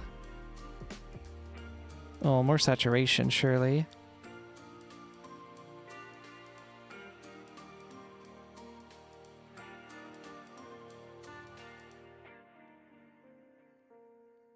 Looks cool, yeah. Okay, okay. Kind of went a little bit more into a strawberry blonde territory, but I fucks with it. It's nice. Okay. You know what it's missing? We need a blush layer. We 100% need a blush layer. So let's get that. Let's get a blush layer on here. Turn down that scale.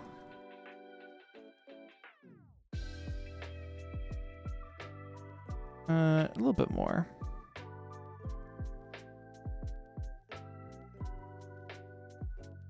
You did what to the strawberry blonde? I fox with it, that's true.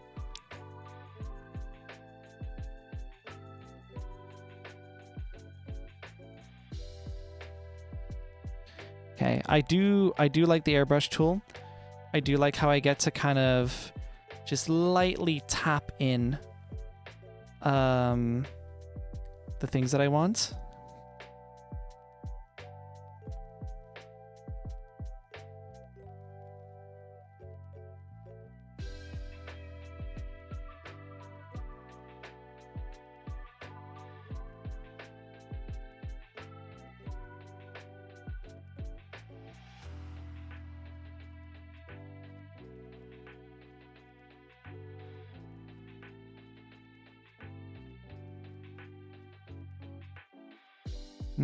That's pretty heavy, actually.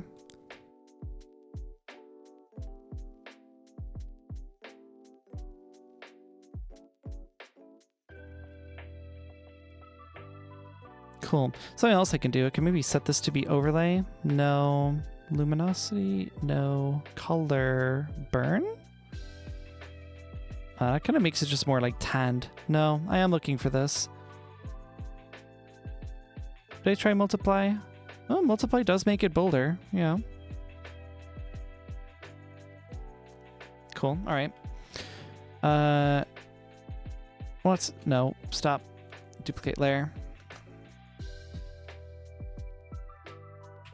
If you couldn't tell, I'm still really getting used to these controls. Not used to them. Not at all.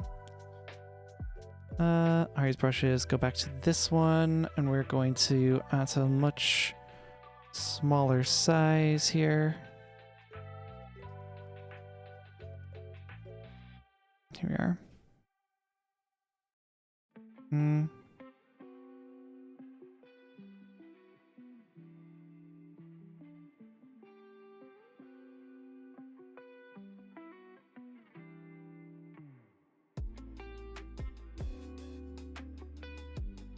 Yeah, that's cool. Okay, okay. You can like lightly tap that in, dial it in. Fudges are adorable. Truer words may not have been said this stream.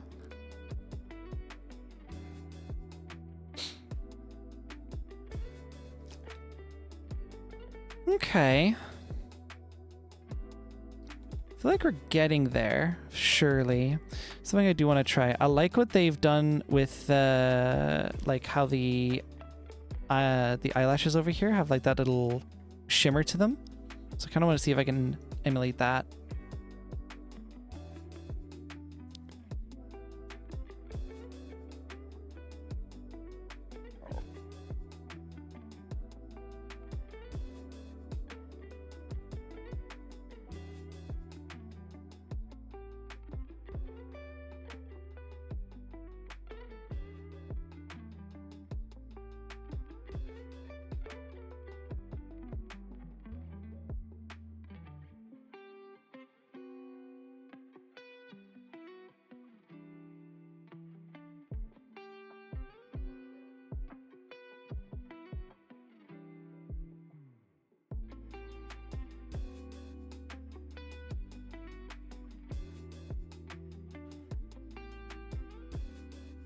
Okay.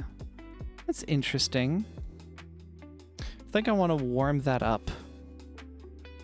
On what is this? Paired alpha, yes, alpha locked. That's what I was looking for. Yes. Ooh, alpha unlock. What the hell is happening here? There you go. Alpha lock. I'm gonna give this a little bit of a red. I feel.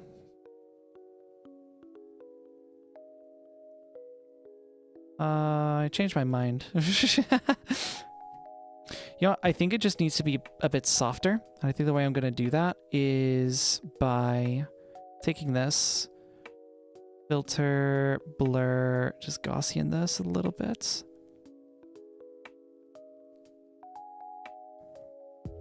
That's interesting. What? Oh, because it's alpha locked. Oops. That would do it. Oh, no, Gaussian. Blur, Gaussian.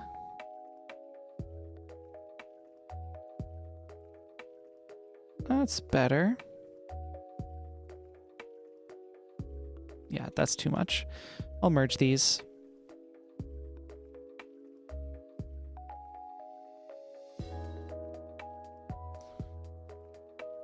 See, it's kind of hard to tell exactly what they were doing there. I don't think I've quite got it, though. Yeah, I think I'm going to go without. That's fine. They can all be winners.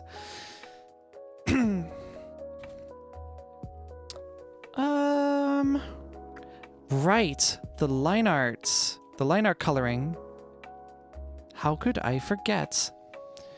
We need to do a layer on top of this. And what we're going to do, the way we're going to go about it is I'm just going to do a whole new outline, like a line art layer on top. Color the whole thing in here.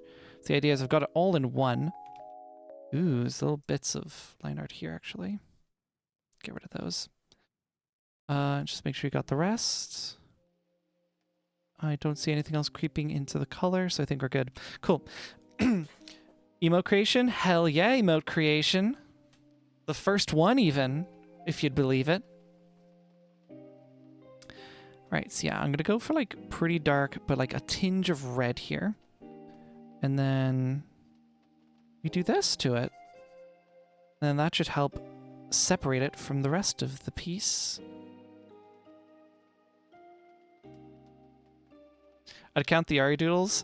I would too, but only to an extent. I feel like we need some like really nice, bright, fleshed out ones. I feel like that'll really be the business, you know?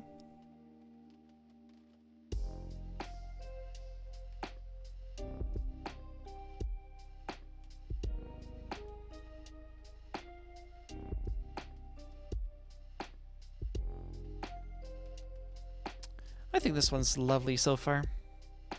I commission you to do Newton ones. Oh, I don't think you understand. We've been here for like the past... I mean, so I delayed for a while because I realized I forgot to charge my pen tablet before this. But before we actually... Yeah, so actually before we started, there's a lot of filibustering. So this took a while to actually get started. But... yeah, in terms of like actual time spent drawing, it's been like probably a solid 2 hours, and we've only got one emote. I am still going. I'm gonna be done soon. We're on the finishing touches. I feel there aren't gonna be any like major reworks from this point. I've very much locked in a lot of the stuff I want, but the contents are. Yeah, fair point, fair point. Cool. All right, select this hair. We're gonna do the hair, but like way darker, and we're gonna do that over here. And you can kind of see what I'm getting at here. It makes the line art blend in a lot more with the color. This is something like recommended in one of the reference images that I saw, but it's something I have already adopted. And I do very much subscribe to it. It's a very cool technique.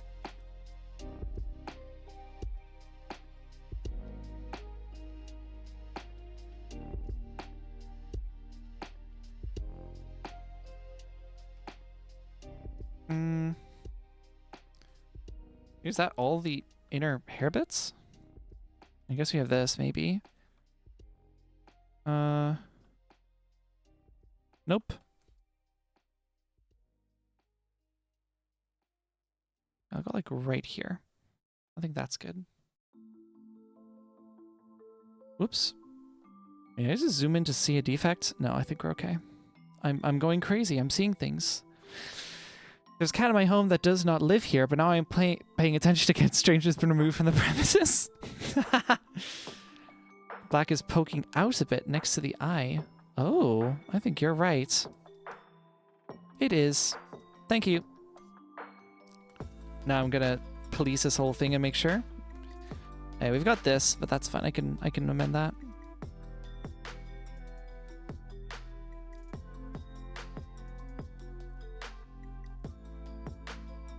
Cool. This is really coming along. Okay. We're gonna do this flower next. So let me actually turn off actually it doesn't, I don't really need highlights disabled to do this. It's just a reference color. I'm gonna darken the hell out of it anyways.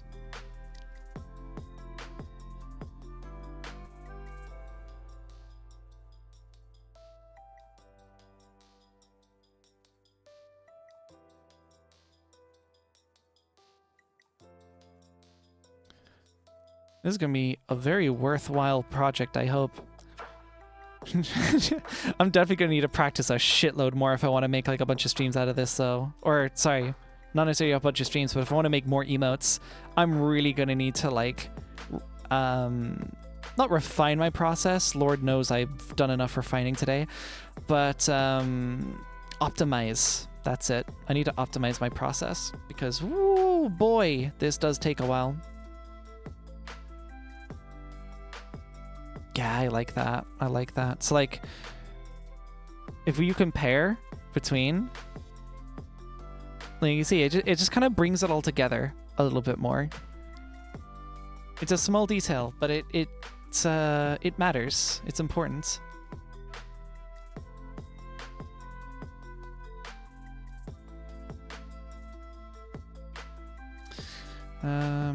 Oh, not even close.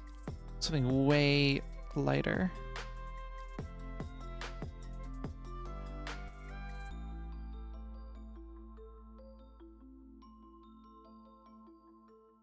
I do wonder if you add emotes in Twitch, do they apply right away? Or, oh no, I forget there's an approval time. So you won't even be able to use this emotes like ending off the stream. That's unfortunate. Ah well. Next stream, I'd say it'll be approved by then. They accepted fucking Ari reading the boob book, so I think we're okay. Actually, was it the boob book? Or was it just the book? I don't remember. Oh yeah, like with the flower, it definitely kind of pulls it all together, I feel.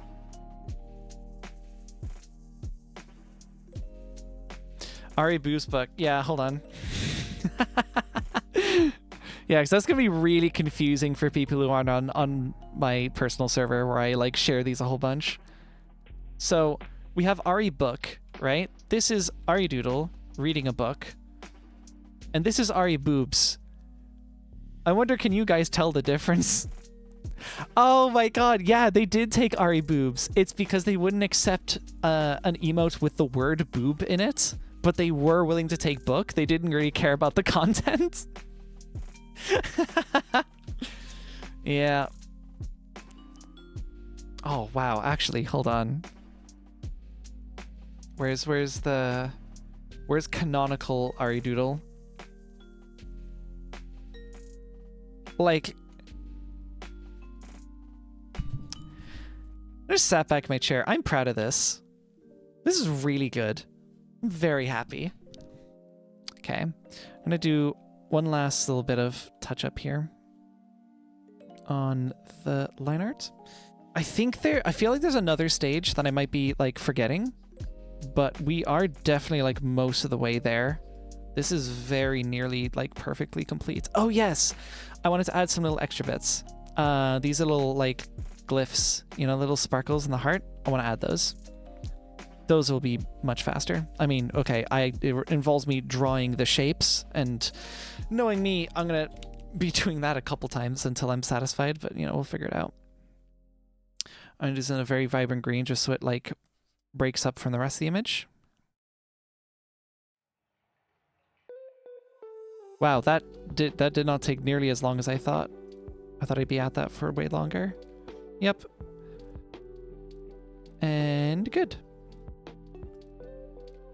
That's a convincing heart shape. I would maybe want to poke a little bit more out from here.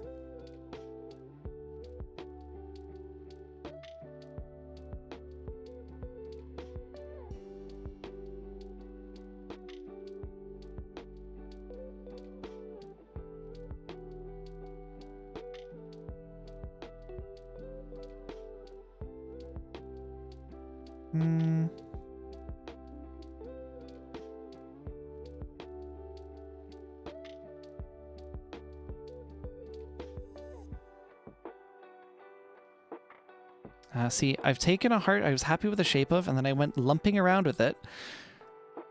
And now it's got jaggies. Yeah, okay. That's a heart shape I can fuck with. We're so back. Is there a hotkey for this? It's T. Interesting. Alright. Make that a pink one too. Why not?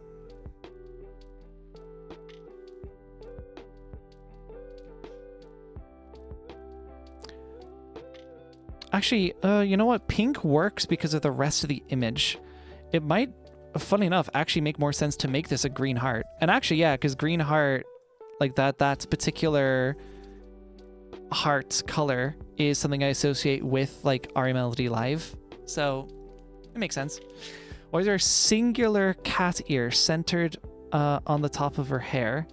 Oh, that's not a cat ear. That's I keep on forgetting what it's called. Hold on.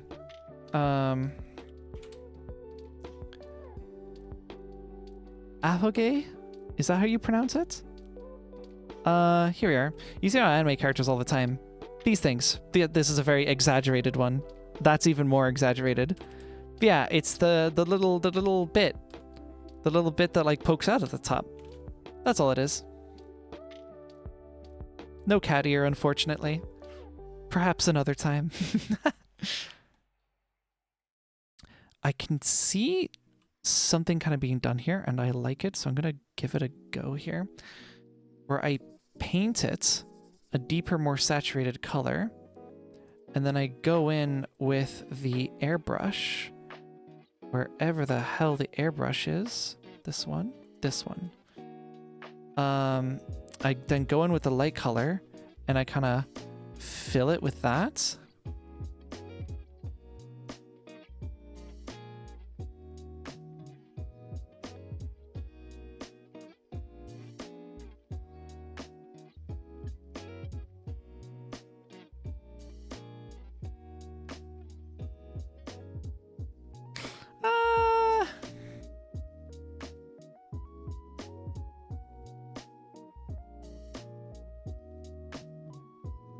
Kitten. Oh man, that's an emote for sure.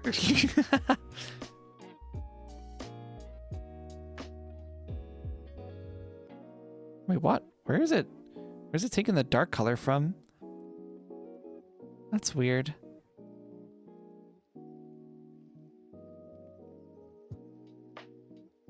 Yeah, I'm gonna not do that then. You know what I can do though? I can get this color, use it at the bottom, and like this lighter one, and use it towards the top.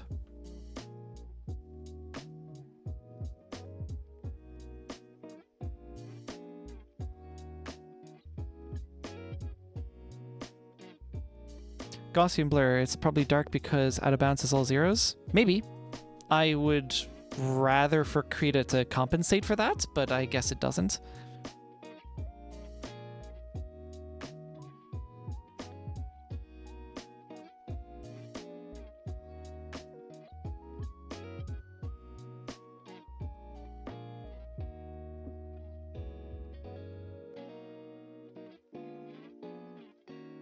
Cool. We got that.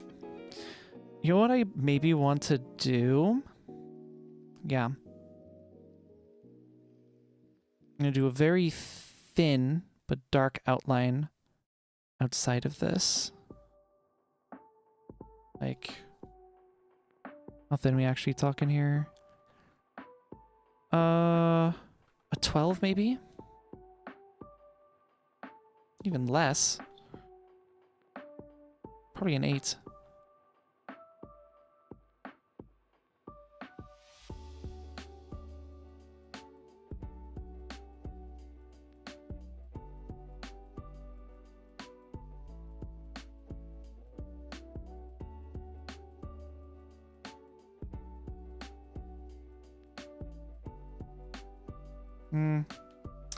Don't focus with this side as much.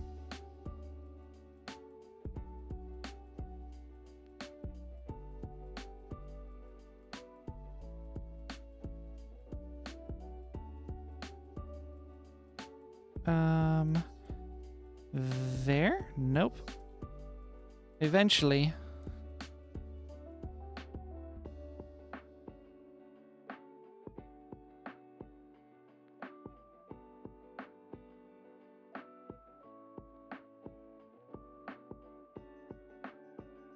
Okay, okay.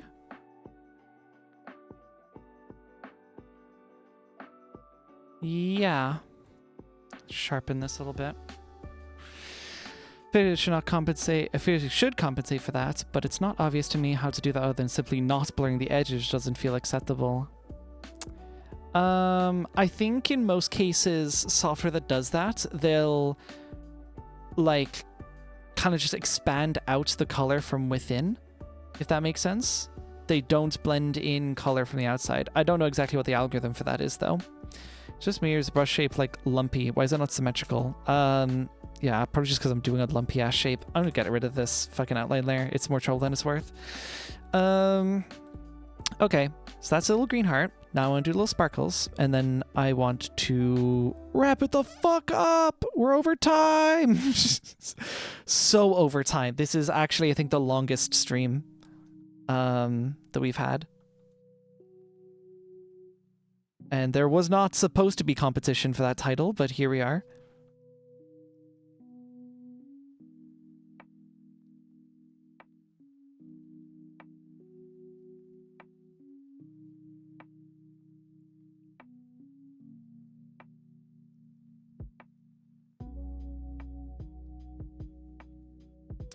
Oh man, okay, hold on.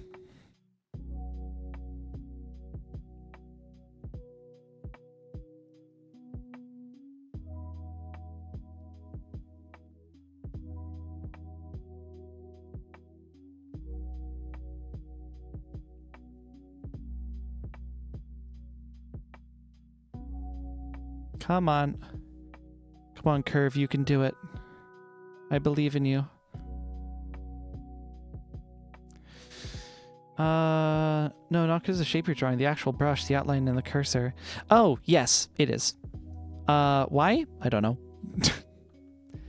Poor estimation, I guess. The pixel brush doesn't work like I expect pixel brush to work in, say, Paint.net.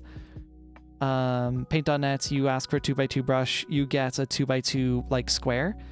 Whereas in Krita, they try and like round it a little bit, and it gets kind of weird. I'm not a huge fan of it, but I've gotten used to it because what's my alternative? I'm not on Windows anymore. Paint.net is technically viable, but like I really don't like using mission critical software in Wine. It feels flimsy and awkward. Oh, remember that thing I was talking about? How, like vibrant colors that like sears into your eyes? Yeah, I'm getting that right now. This yellow against this red is looking very green all of a sudden.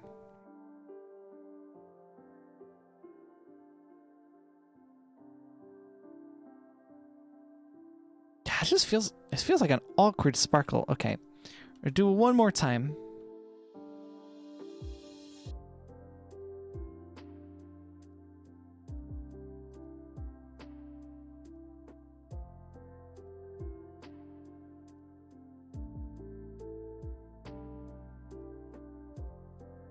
Oh, I think I found my problem. I was trying to make it pointier, but I think that's actually the opposite of what I want. I think I want it to be a little less. Maybe? Why can't I move this layer now? Okay, now I can move this layer. Ah, oh, Krita, you don't have the best responsiveness, do you? I could actually do that. that is a thing that's possible. Can I rotate? Whoa, what? Oh.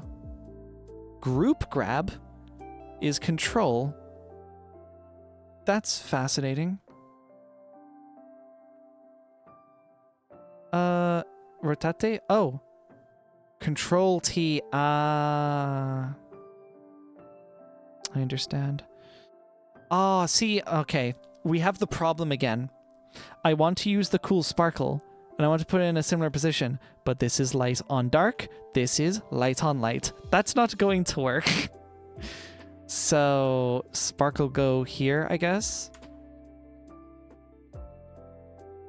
I can fit another one in here.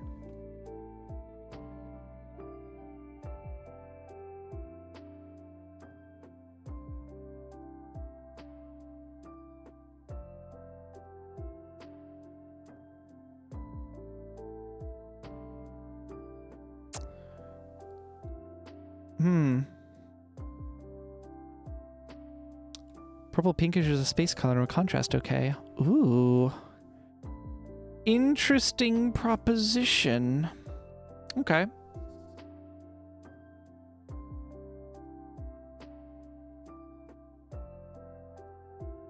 Nope.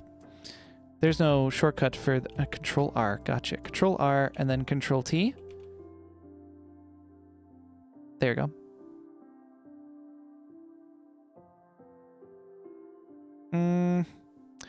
It's not contrasty enough, and I do think like the gold sparkle does vibe a bit more, at least for me. I don't know, it's fine. Yeah, it's funny. As much as I love the sparkle shape, I do have a difficult time getting it right, I feel. I'm gonna make these lighter, actually.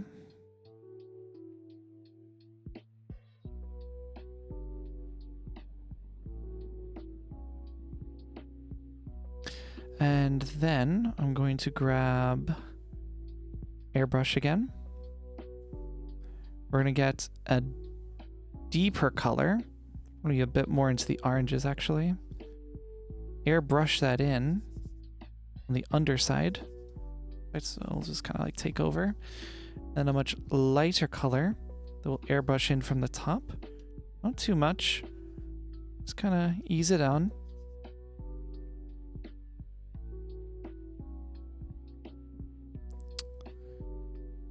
Yeah, they've also got a thing where I'm pretty sure it's like it's shiniest on the inside, which does track. That makes a lot of sense. So I wonder, should I do that as well?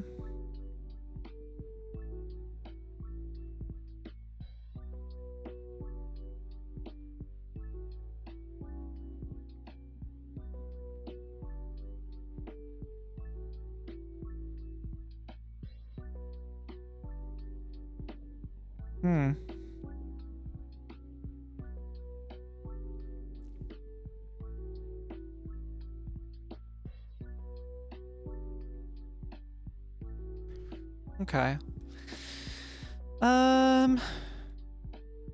Right. So how do we feel? I think that's nice. Yeah. How does this look on... I'm going to duplicate this background a couple times because I want to get a feel for different like major backgrounds. So we'll get like a black over here. We'll get a pure white. And yeah. Okay. It's certainly still visible on those two major colors, which is good. These ones, these little glitz are a little bit harder to see. So cute. Thank you. Let's see. And maybe do some like color adjustments. Oh, is there color adjustments? Color balance. I can maybe work with this. There's not really going to be any cyan in there. Okay. Ooh. I kind of like that. It's shifting more goldy. That's cool, actually.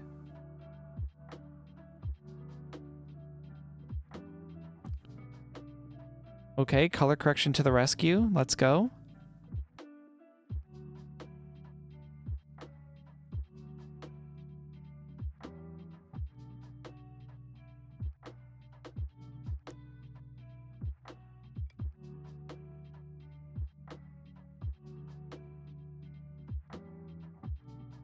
See, crops to the frames at the bottom is messy. Yeah, that'll be the final output, as in export. That's the word I was trying to do, and then I slipped on another one.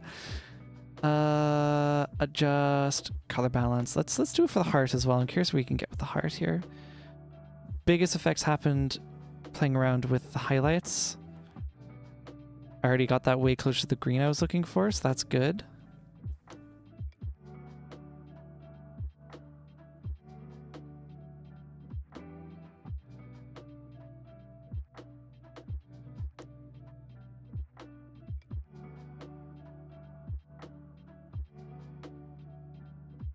Okay. Lovely. Delightful. All right. Here's what I'm going to do. Can I not select the... Hello?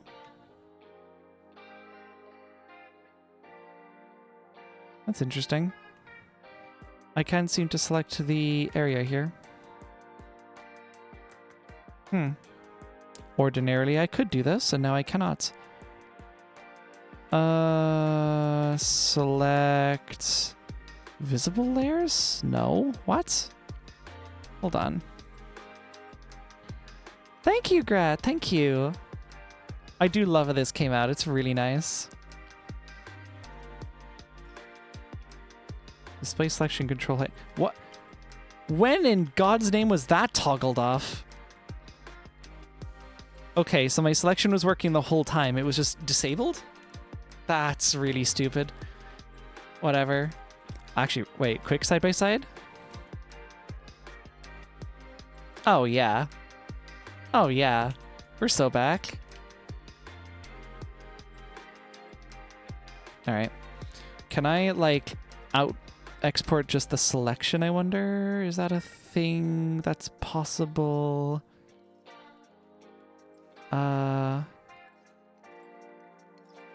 Export advanced. That's still a KRA.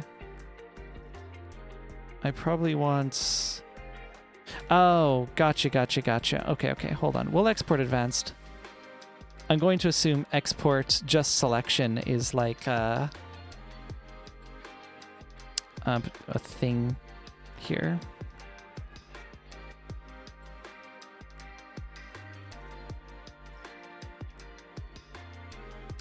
It is not, chat. It is not.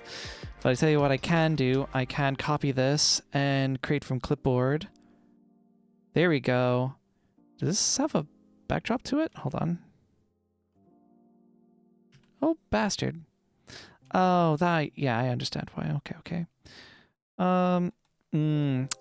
Some of that's slightly bugging me, so I may very quickly go in to fix it.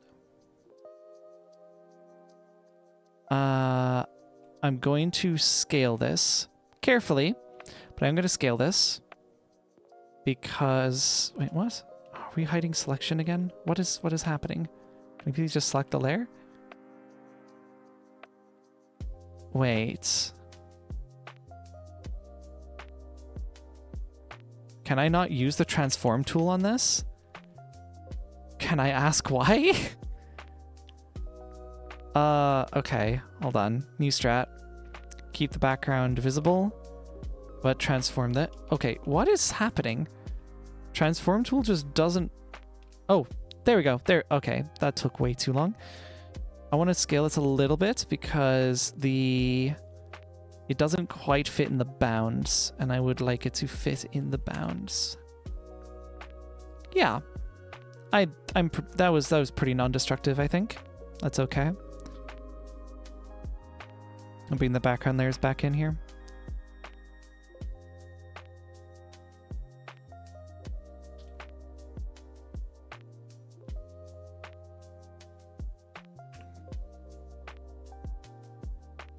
Oh god, what the hell? Okay. We'll put you right there. There we go. Okay, now we're talking. Save as a PNG. Alright, left a PNG. Compression, let's go. Yeah, look, this is fine. It's already such a high quality image. This is 100% scaling. Lovely. Finished devouring the entire bowl of cherries. That's rad. Happy for you, genuinely. And here she is. There's our girl. Oh my god. Okay. Yeah, I'm jazzed. That came out really well. I could do something really cool right now, if you'll let me. Despite the fact we are about to hit the 4-minute mark. 4 minutes. Hour. 4-hour mark. I do want to try something, and I think you guys will appreciate it. At least most people in here will appreciate it. I think it'd be cool. Let's do... I'm going to temporarily disable this outline layer and enable these ones again. Let's go here. So here's my plan. Uno momento. I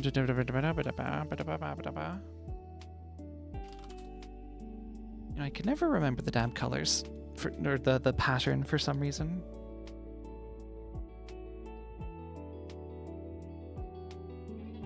Let's do this first. Make it all blank. Ari's brushes, get this one. Big brush. Big brush. And let's do... Oh, damn it. I forgot it again. My god.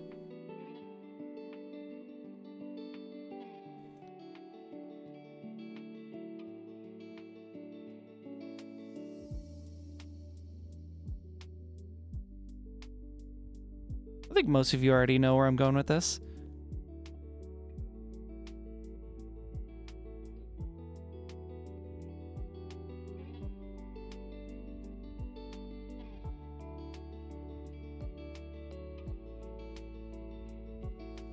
Ooh, hold on. I didn't get the I did get the range quite right here.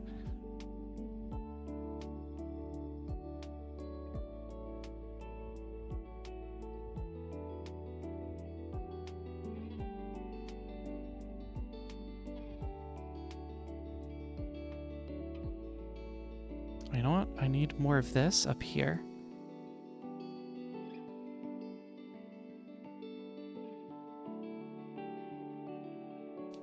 Yep. That's a heater. That's a heater. I like that a lot. We're going to do this. When I enable this again, I'm going to make do something just on top. We select the outline. And I'm going to grab a darker shade of this.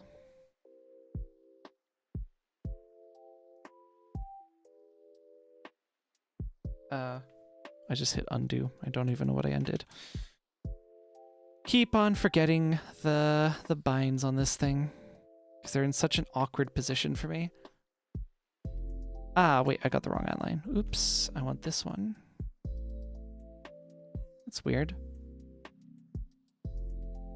Oh, because it's not... it needs to be on top. Understood.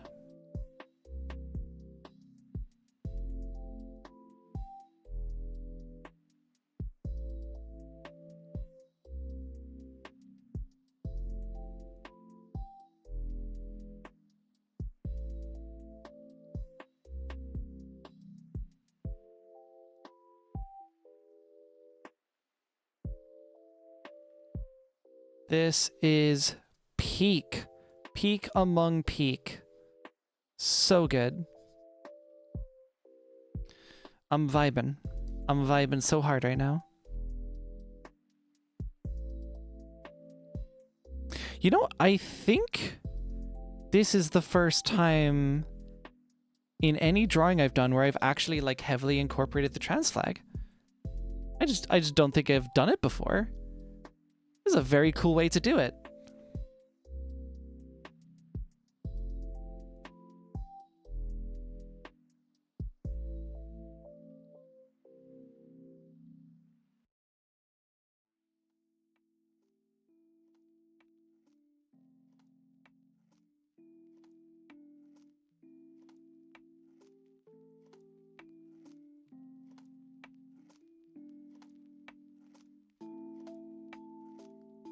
Okay. And then one more over here. I'm just gonna get like a grayish kind of deal.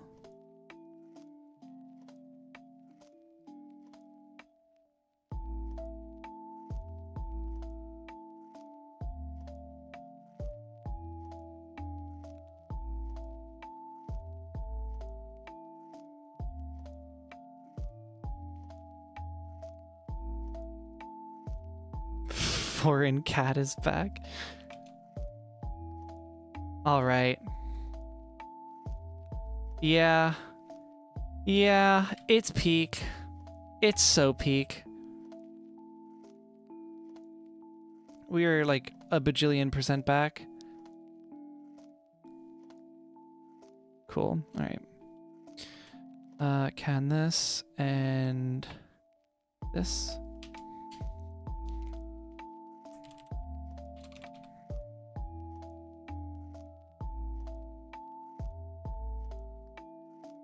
Ah, man. Okay, hold on. So we got 2 emotes for the price of 1 today, chat. This is called good economics. All right. Oh, look at them. Look at them. Oh, I'm jazzed. Yeah, this went super well. We didn't get as many done as I was originally hoping for, but I am very happy with this still. That is beautiful. Absolutely gorgeous. I am going to move to upload these pretty much immediately. Let me pull up my creator dashboard. Where even is this? This would be under Fear Rewards emotes. These gotta be free emotes, right? Like, you gotta get the love and the pride emotes, like, right away. We can't be locking those behind a paywall, I feel. All right, here we are. Pending review. We've got Doodle, we've got Love, we've got TransLove. These look amazing. Oh my god, I'm gushing over my own shit. This is so cool. I'm very, very jazzed. That's so sick. What are the 3 rightmost apps in the taskbar? This is VideoTube. That might look familiar. It's what I use for my PNG tubing. This is my Huion tablet software, which I can just close. I don't even know what... When I hit X, I mean X. What are you doing? There we are. And then this one here is Gwenview, which is just my photo viewer. Yeah. Oh, man. I'm immediately adding these to the Discord. This is so ungodly peak. So fire. You got like 2 streams for the price of 1 today. You did. Y'all are y'all are spoiled for streams. Right, hold on. Immediately putting these on the Discord. Let's see, server settings, emoji. Let's go into art, drawings, emotes, ariLove, ariTransLove.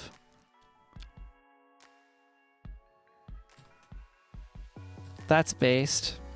That's so cool. There's no way these are like available already. Yeah, I didn't think so. What if I refresh it? No way. They totally work. You may need to refresh, but they totally work. Oh yeah, I don't have like just Ari as a prefix. That's what is it? I need to be like partner to get like fancy shit like that. So you have to do like Ari SPA, like the first 6 characters of my username, 1. So Ari Spa 1 Love and Ari Spa 1 TransLove, basically.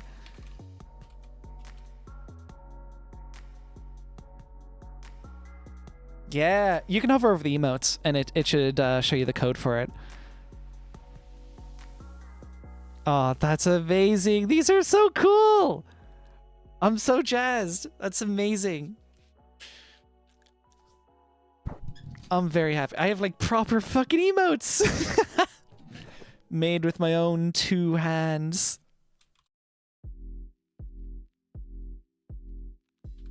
That is so sick. Why Ari Spa 1? Because Twitch reserves like vanity prefixes for partners, I believe. For everyone else, for like affiliates and such, they use like an automated thing. So in this case, the first 6 characters, I think in all cases, it's the first 6 characters of your handle and then just an incrementing number in case there's like overlap. So like if someone else did like Ari Spaghetti Girl as an account, they would get Ari Spa 2 is what I presume would happen. Once I get partner, one of these days, maybe. We'll see. We're very early days on that now, so I wouldn't say anytime soon. But eventually, I might be able to claim like ariLove, ariTransLove, or something like that. Yeah. Right. I think it's been time enough. 4 hours. Yeah, I did not expect that today. Hey, we pulled through pretty well though, so that's good. Are you spaghetti girl? True. Cool. Only 4 blocks of footage. That's pretty neat. Yeah. All right. It's been real. Thank y'all so much for coming along. I'm gonna hold on. There we are. I love these emotes so much. I'm so happy with them. Look at them. They're so wonderful. Yeah, thank you so much for coming around. It's been a blast. Hope to see you. Ooh, wait. Shit. Yeah. The usual itinerary that I always have to bring up on every stream. Of course, if you've not already joined the ariMelody Discord, you can do so right now and get access to those shiny new emotes on the ariMelody Discord server. You'll also get notified about whenever my streams are happening. You'll be first to know about new stream schedules, except for people actually in the stream, because I'm actually going to tell you exactly what's going to happen next week right now. Wednesday, 25th of June, 6 p.m. UTC, we're going to be starting Stray. We're going to be playing Stray, guys. That's been a thought for like a while, I guess, but I never played it. I've seen very little of it. I know it's like a cat in this like cyberpunky kind of city, kind of dystopian. That's all I know. So I'm very out the door on it. So yeah, I love Stray. Oh my god, you can be the cat entering my home. That'd be rad. But yeah, I'm gonna be playing that starting Wednesday. That's gonna be on Wednesdays following for the foreseeable future. I don't think it'll be that many streams, but it'll be a couple. Next Saturday, also 6 p.m. UTC, you're gonna love this. We're gonna play Lego Island. Because I watched a video literally today. If you're not aware, a YouTuber by the name of Matt Casey has been, I don't know if he would say project lead, but I think perceptually he's project lead on a decompilation project of the very retro game Lego Island.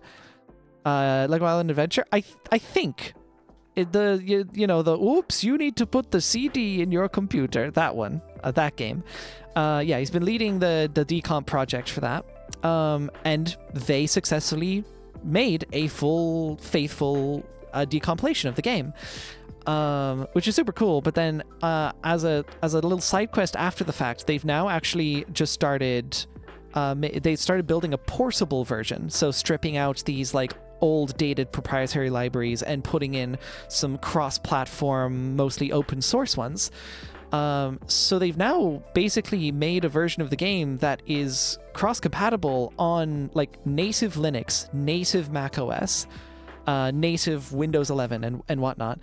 And they even made a functioning browser version using WebAssembly.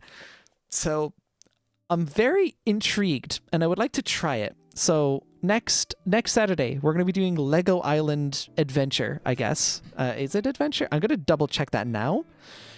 Lego Island Adventure. I'm suggesting it is. No, just Lego Island. According to this. I'm not sure what Lego Island Adventure is, actually, to be honest. I'm not seeing results for it. I just see Lego Island. But yeah, it's going to be Lego Island, and it's going to be a fun time. We're going to do that. It'll be rad. Stream schedule will be up on the Discord as usual, also posted to my socials. I don't plug those quite as hard because, like, you know, I mostly find new people through socials, but yeah. Yeah, that is the plan. And I'll get into, I already have plans for the week following, but I'll get to that later. But yeah, thank you so much for coming around. As always, it has been a blast. Thank you for sticking with me through this 4-hour stream, way longer than I expected. I'm going to end it now. Y'all have a lovely rest of your night. Bye-bye.